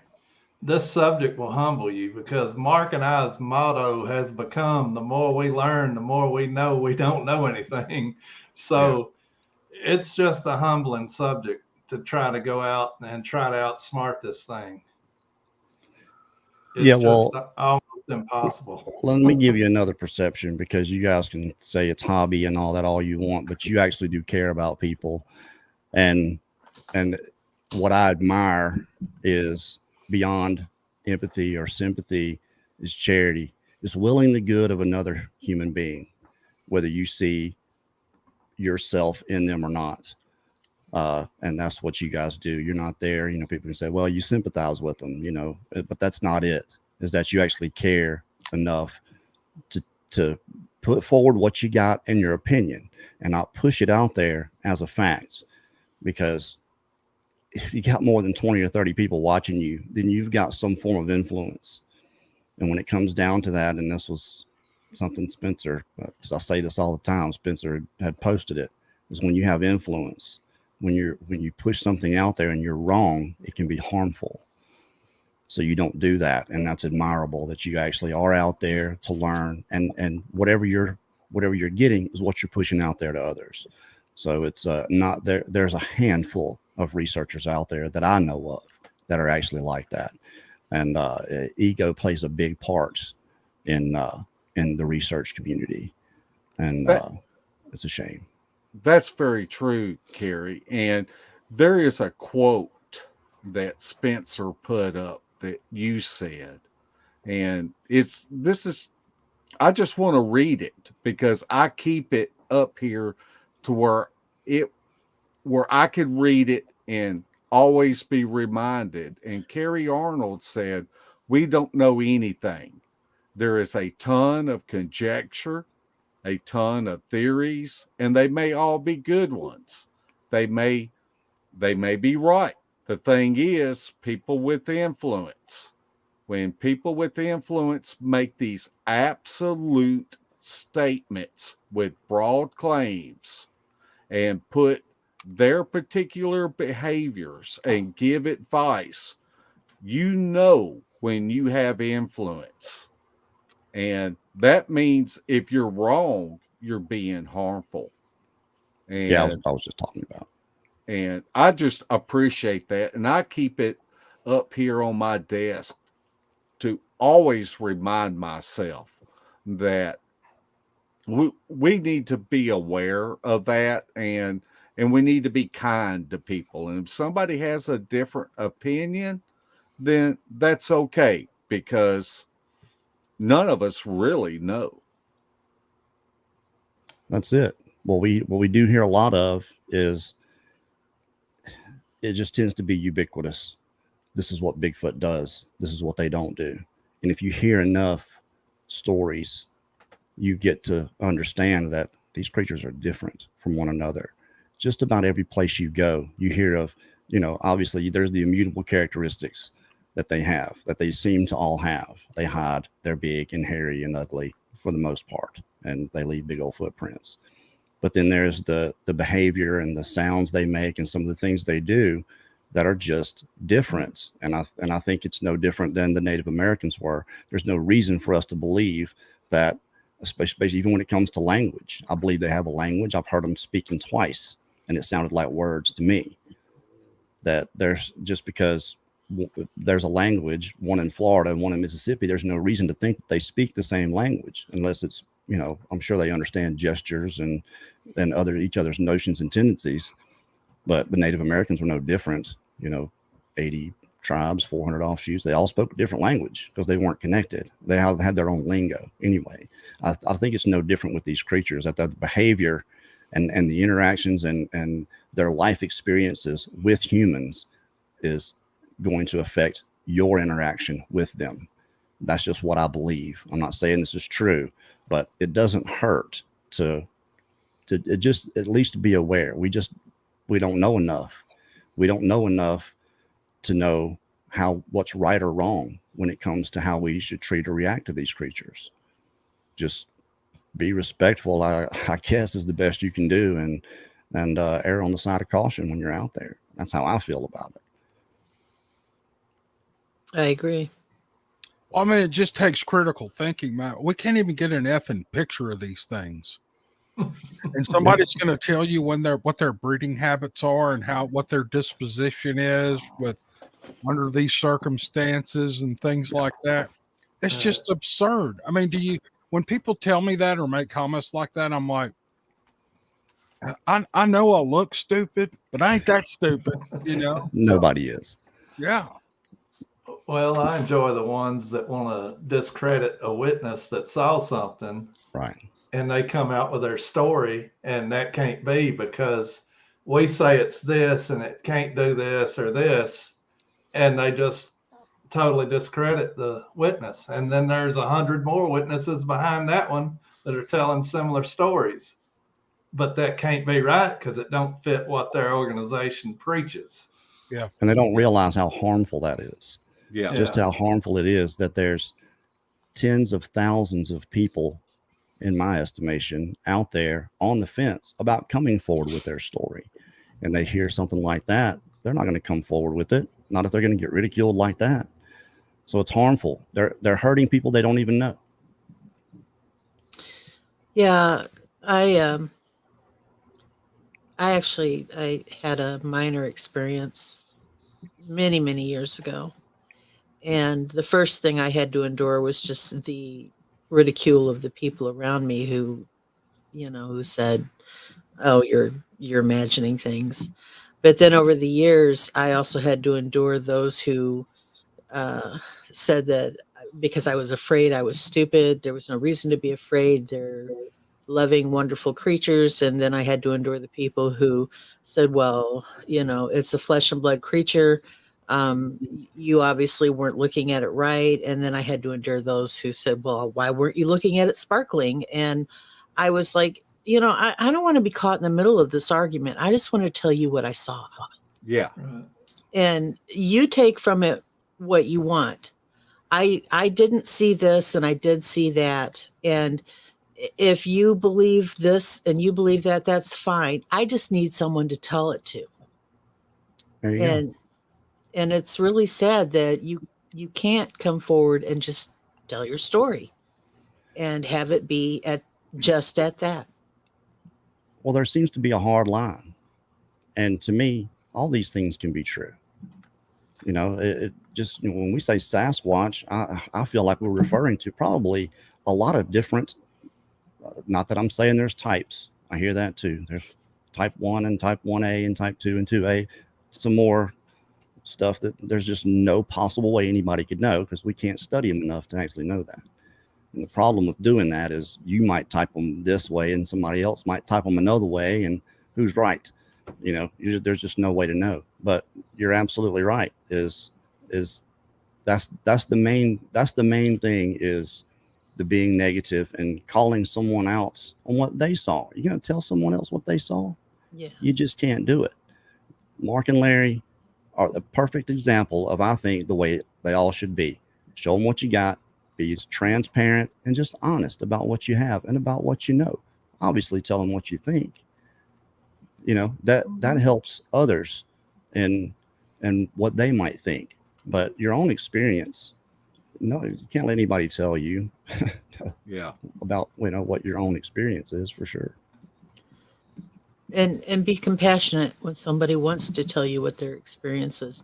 Even if you disagree with what they're saying, just be compassionate about it, because I'm here to tell you that is like you said, Kerry, that's a life-changing event. It is. And for somebody to not have the compassion to hear it is probably the hardest thing. That just causes more scars. And Well, and the frustrating part is all we're doing is dividing the community and making it harder Yeah. to do the research that needs to be done. There's groups out there that do that, and I call it the wolf pack mentality. These trackways that Shelley Reed found last Halloween, they were awesome, and these tracks were witnessed by over 30 people. And just recently, I guess somebody ran across it, and the first thing these critical thinkers did was say that they were fake. And, Shelley tried to lay out everything. She gave them the video that I put together for it. And since one person said that they were fake, well, everybody jumps on board and they can't even think for themselves. No. And, and we didn't even say a Bigfoot did it. We just laid the evidence out there of what we found. And excellent. It was all absolutely excellent. Patrick Noble, too. That's another, I'm going to get more straight up than that guy. Yeah. It's interesting. Every person on this panel has had an experience except one. And he's the one who we should all take a page from his book, because even though he's not had one, he still gets out there and tells the stories. Maybe there's one out there, maybe there's not. He doesn't know, and he's not going to judge. We should all take a page from his book. Well, I have to say, some stories, they kind of make my eyes roll. I have to be candid. But you tell them, but you still tell them. And that's done as much for the community as anything, whether you think so or not. It really has. It's just you coming out with those. Right. And every guest we have on either Mark's channel or mine, it's not that we 100% agree with what they're saying, but we're letting them tell what they think and what they do. And it don't matter if we agree with it 100% or not. It's about them at that point, not about us. That's right. So one thing that I tell every guest is this is their show. Larry and I are not going to try to up them up or question. We're going to let them tell, because the reason why we do our podcast is that someone that goes out in the woods looking for these creatures, they may not be the same mindset as us, but there is something that we can learn from them. It may be a tactic. It may be their primitive skills. It may be where they're going, what they put together to go out in the woods and look. And so that's our purpose for it. And it's not to question what they say, or, even if we have a different opinion, we're not going to voice our different opinion. Yeah. Yeah. And you two guys, and Kerry too, in any group that you've ever been affiliated with that I've been around, are just the nicest people in the world. Every time I've showed up at one of your events, and I get invited to a lot, I don't get to go every time, hardly ever, but I feel more welcome there than I do in any church I've ever been in. Now, how about that? Yeah. People, they'll just, hey, it's like I've known these people forever. The first camp out I ever went on, and it's the first time I met Mark and Larry. And all fast, it was that way. It was just that way. Everybody was so friendly. And as the night goes on, it started getting dark, and I was like, hey, where's that Mark and Larry guy? They're like, oh, they're way down in there camping in that hole.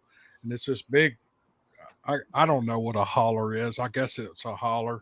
And I was looking down there and I couldn't see any lights or anything. Well, the next morning I got up. I like to go for a walk in the mornings. So I went and walked out to the road. It's about a mile out there, and coming back, and I look way, way down in this ravine. There's these two hammocks up there, and there's Mark and Larry down there eating breakfast. I mean, these guys are nuts.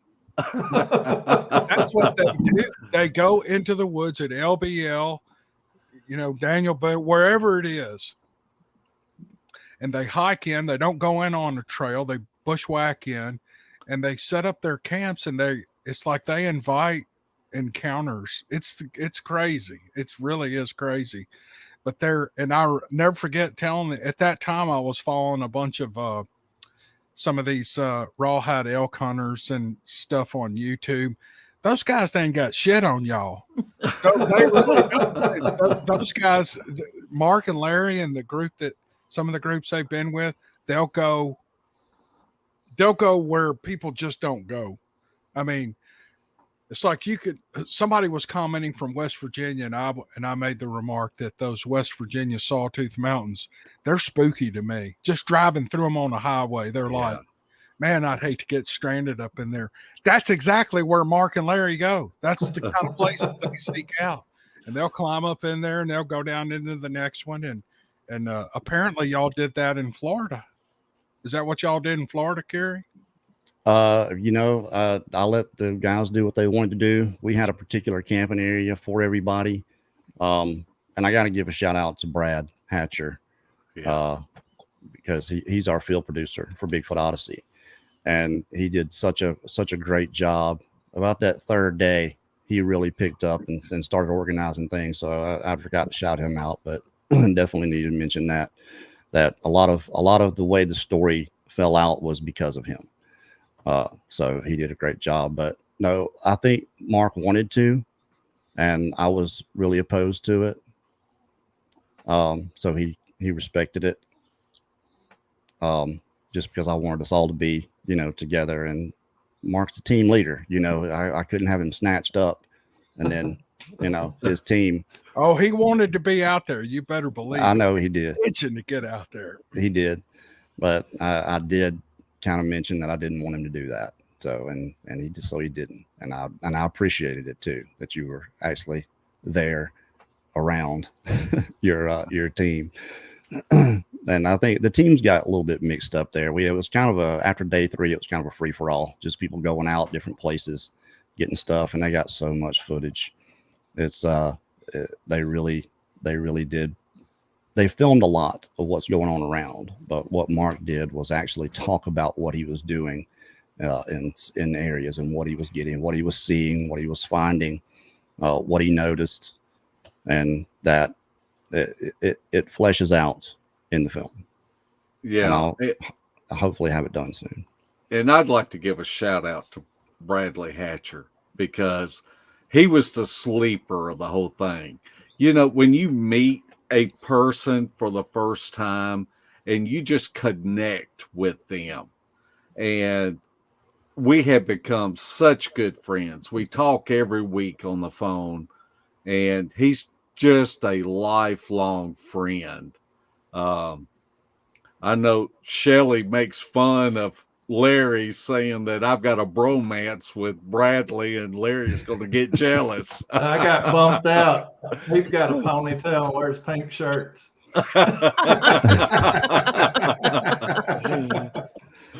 No, I know Mark and Bradley joke with each other while they're on the air all the time. I'm sure if he's watching this, he's sitting there laughing right now. Well, I don't know if I knew anything about your ponytail, but I can send you a pink shirt if you want one. Oh no, Bradley's got he's got the market cornered on all that stuff. He says it's salmon. Salmon. Oh.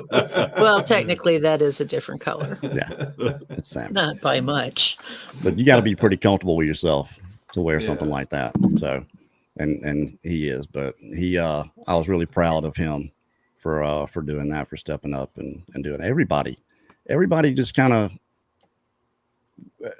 I don't think they realize. I think once they see it, they'll really realize what they actually got, what they actually did when they get to look at it. Because it always looks different when you're there filming. You don't think you're doing very much. And then the story really plays out. This from the audio that was captured in that tree line that first night. Some crazy jibber jabber going on back there. Not any animal that I ever heard growing up in the woods. This was, you're going to get to hear all this stuff. And then having the narrations from Cam and Nance in there too. Just the dynamics of it. It works. And then you're going to get to see Bigfoot. You're actually going to get to see the faces mostly, but we got some body shots, some shoulder, but mostly this is the nature of this creature is to hide. And I don't want you to see them. So they're just kind of peeking out through the bushes. They'll poke their face through when you're not looking. And then you look and you just don't see them. You don't notice them. They're in those shadows. The cameras do. The cameras, they see them. Yeah.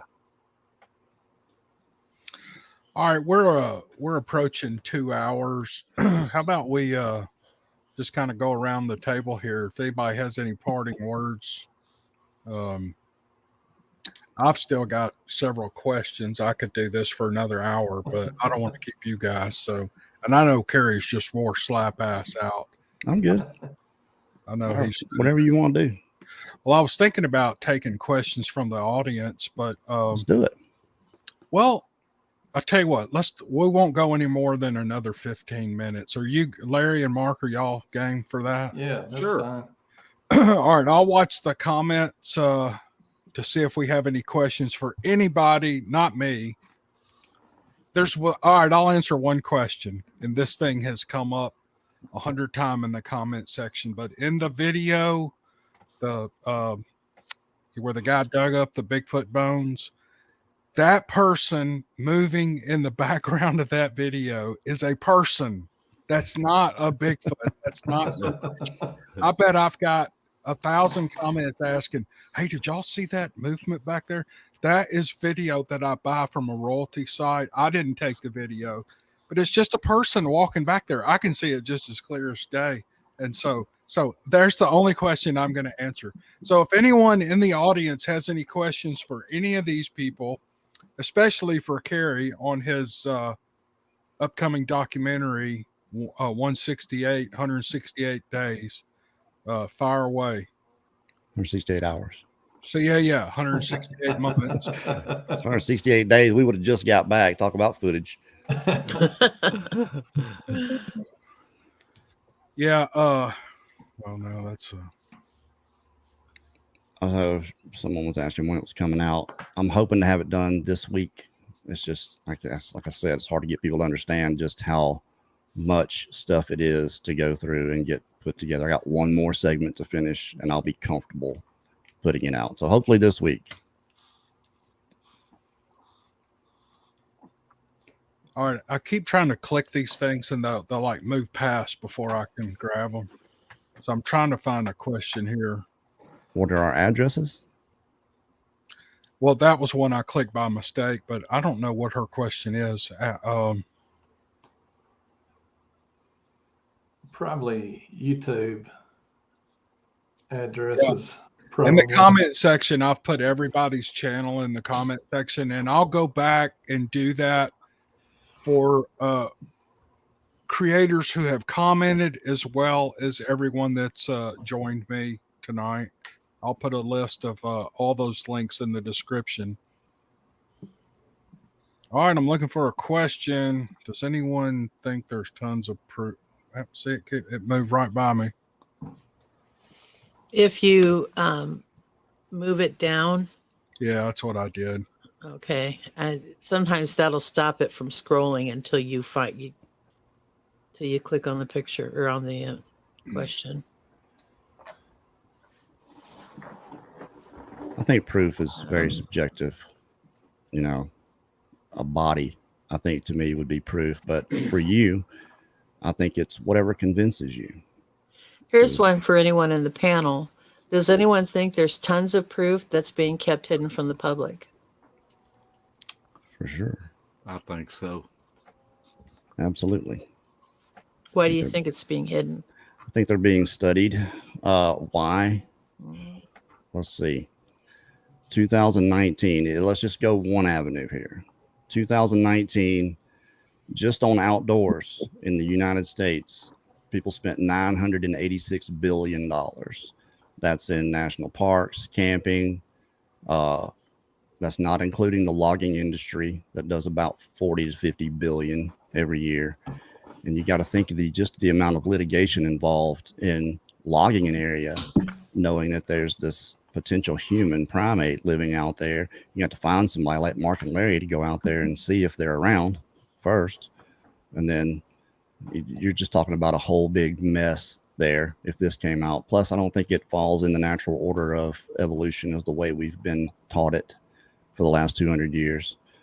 If you look at Neanderthals, I think that's a thing that was a big deal for me. Is you watch, there's a documentary called Neanderthal Profile of a Super Predator, and I think it's a guy from Australia, and I think he's actually showing us what Neanderthals looked like. And if you look at this creature, it looks an awful lot like a Sasquatch to me, hair covered, just the way and he explains all this stuff if you watch it.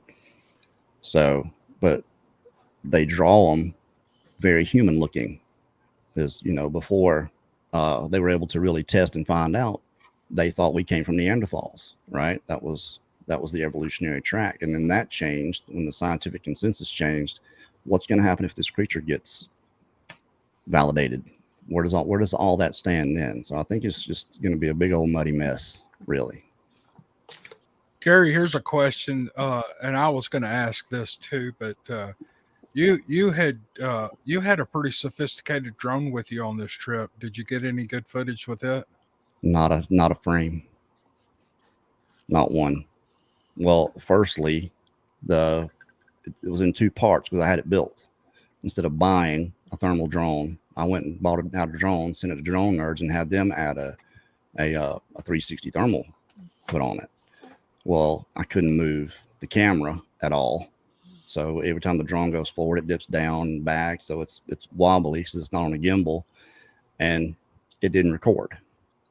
I didn't find that out until the third day. So what we did record, I had the camera on this little external screen on the side, and we got maybe a few things that were mildly ambiguous, but none of it's going to make it in the film. That's kind of a part of the learning curve when you go out in the field. But just let me say this. Kerry is an awesome drone pilot. He could be teaching clinics, because I saw his skills when he first got a drone, and then the last time that I saw him as a drone pilot, he is awesome. He ought to be teaching clinics, because I'm envious of his skills. You should be one who crashes drones into trees. You just got to get a drone that's got obstacle avoidance on it. So, By the don't have to worry way, about those things. I don't know if you can. Let me see if I can go. It's not like a mirror, is it? No, I always mess up with this. I believe that's more of the modern idea of what a Neanderthal looks like, at least according to. That's exactly what's in that documentary. Put a hooded nose on that thing, and that looks like a booger to me. Yeah, it's pretty scary. Here's a question. What prompted you to do an actual documentary, Kerry? From Cryptids Canada, Leslie with Cryptids Canada, whose channel I absolutely love. Her link will be in the description too. But Leslie, he answered that question at the beginning of the podcast, so I'm not going to drag him through that again. Because Kerry's long-winded. He talks a lot. I know. I'm sorry.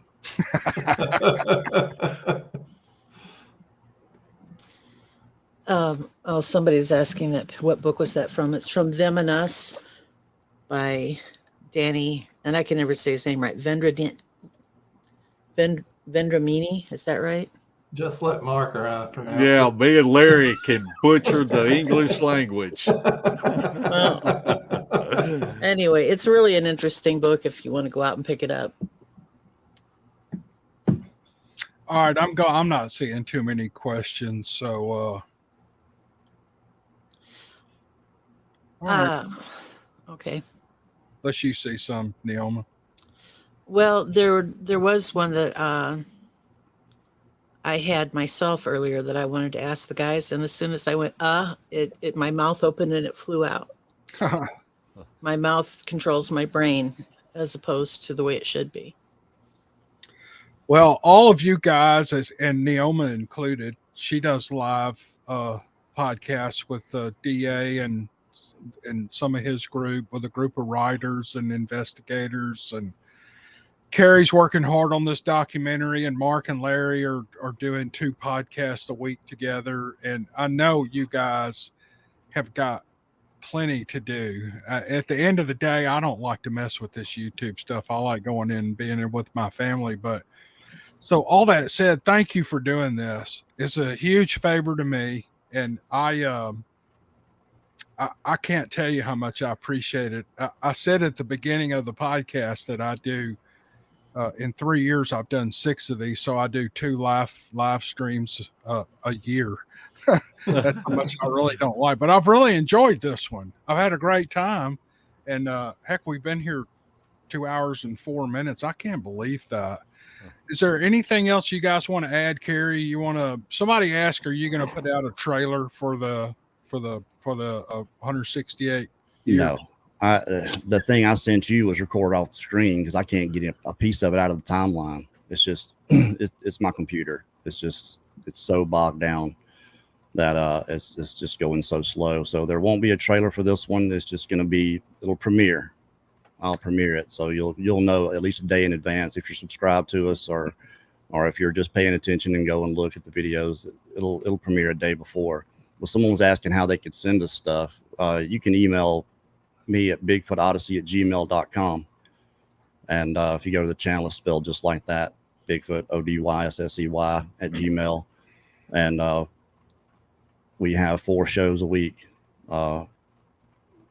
If you have an encounter you want to tell, and another thing that I'll say is we let people come on. It's a video format, but you don't have to show your face. You don't have to put your real name on there.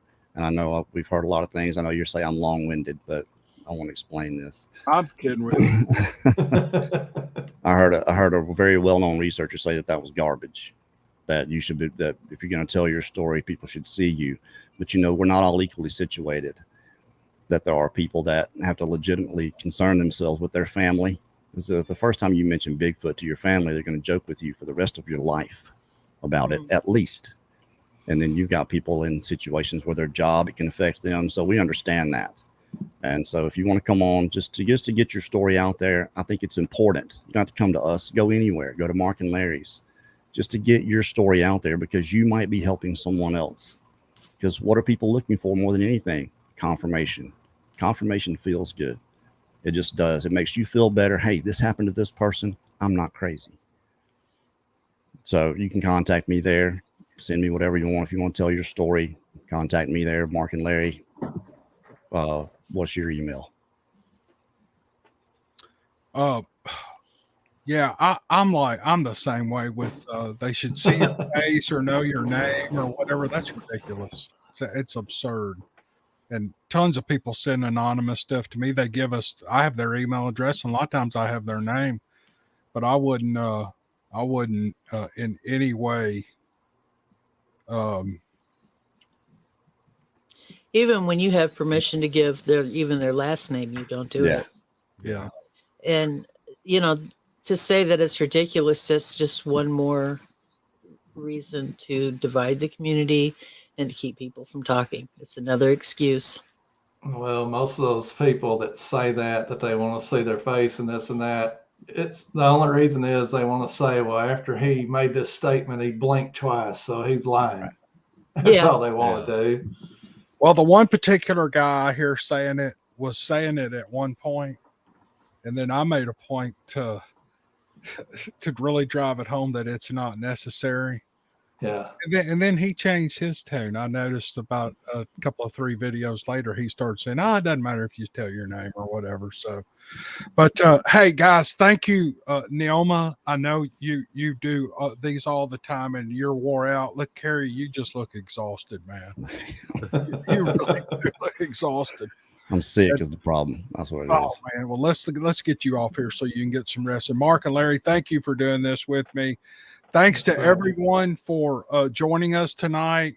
We had, I think, up to 1,400 people in here at one time. There's still almost 1,300 people with YouTube and Facebook, and that's just blows me away. So I really appreciate you all.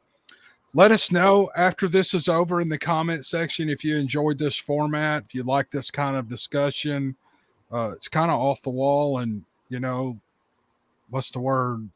Impromptu or ad-libbed, or there was really no structure to any of this. I wanted these guys to talk about the video coming up. So that's it. Anything else? If anybody wants to contact Mark and Larry, they can find them at. I'm gonna go ahead. You can go to I don't know the actual email address because Shelly takes care of that, but you can go to Sawdust Beast on YouTube and just leave a comment because I read every comment. I answer every comment. I might have the email in my email address in my email. Let me look it up real quick. Cam, you're gonna post that stuff anyway, aren't you? Yeah, I'm gonna put it all in the description. I'm just gonna put links to their channels, and they'll be about a dozen because people have been jumping in. Other channels have been coming in, and I have there's Tippa TV, guys. Yes, support Tippa TV. They're great people. They're honorable people, and I'm going to tell you, Kerry is going to be so impressed when he meets Josh and Marianne out in the field and able to see that what their skills are in filming. Be ready. I'm gonna crack that whip.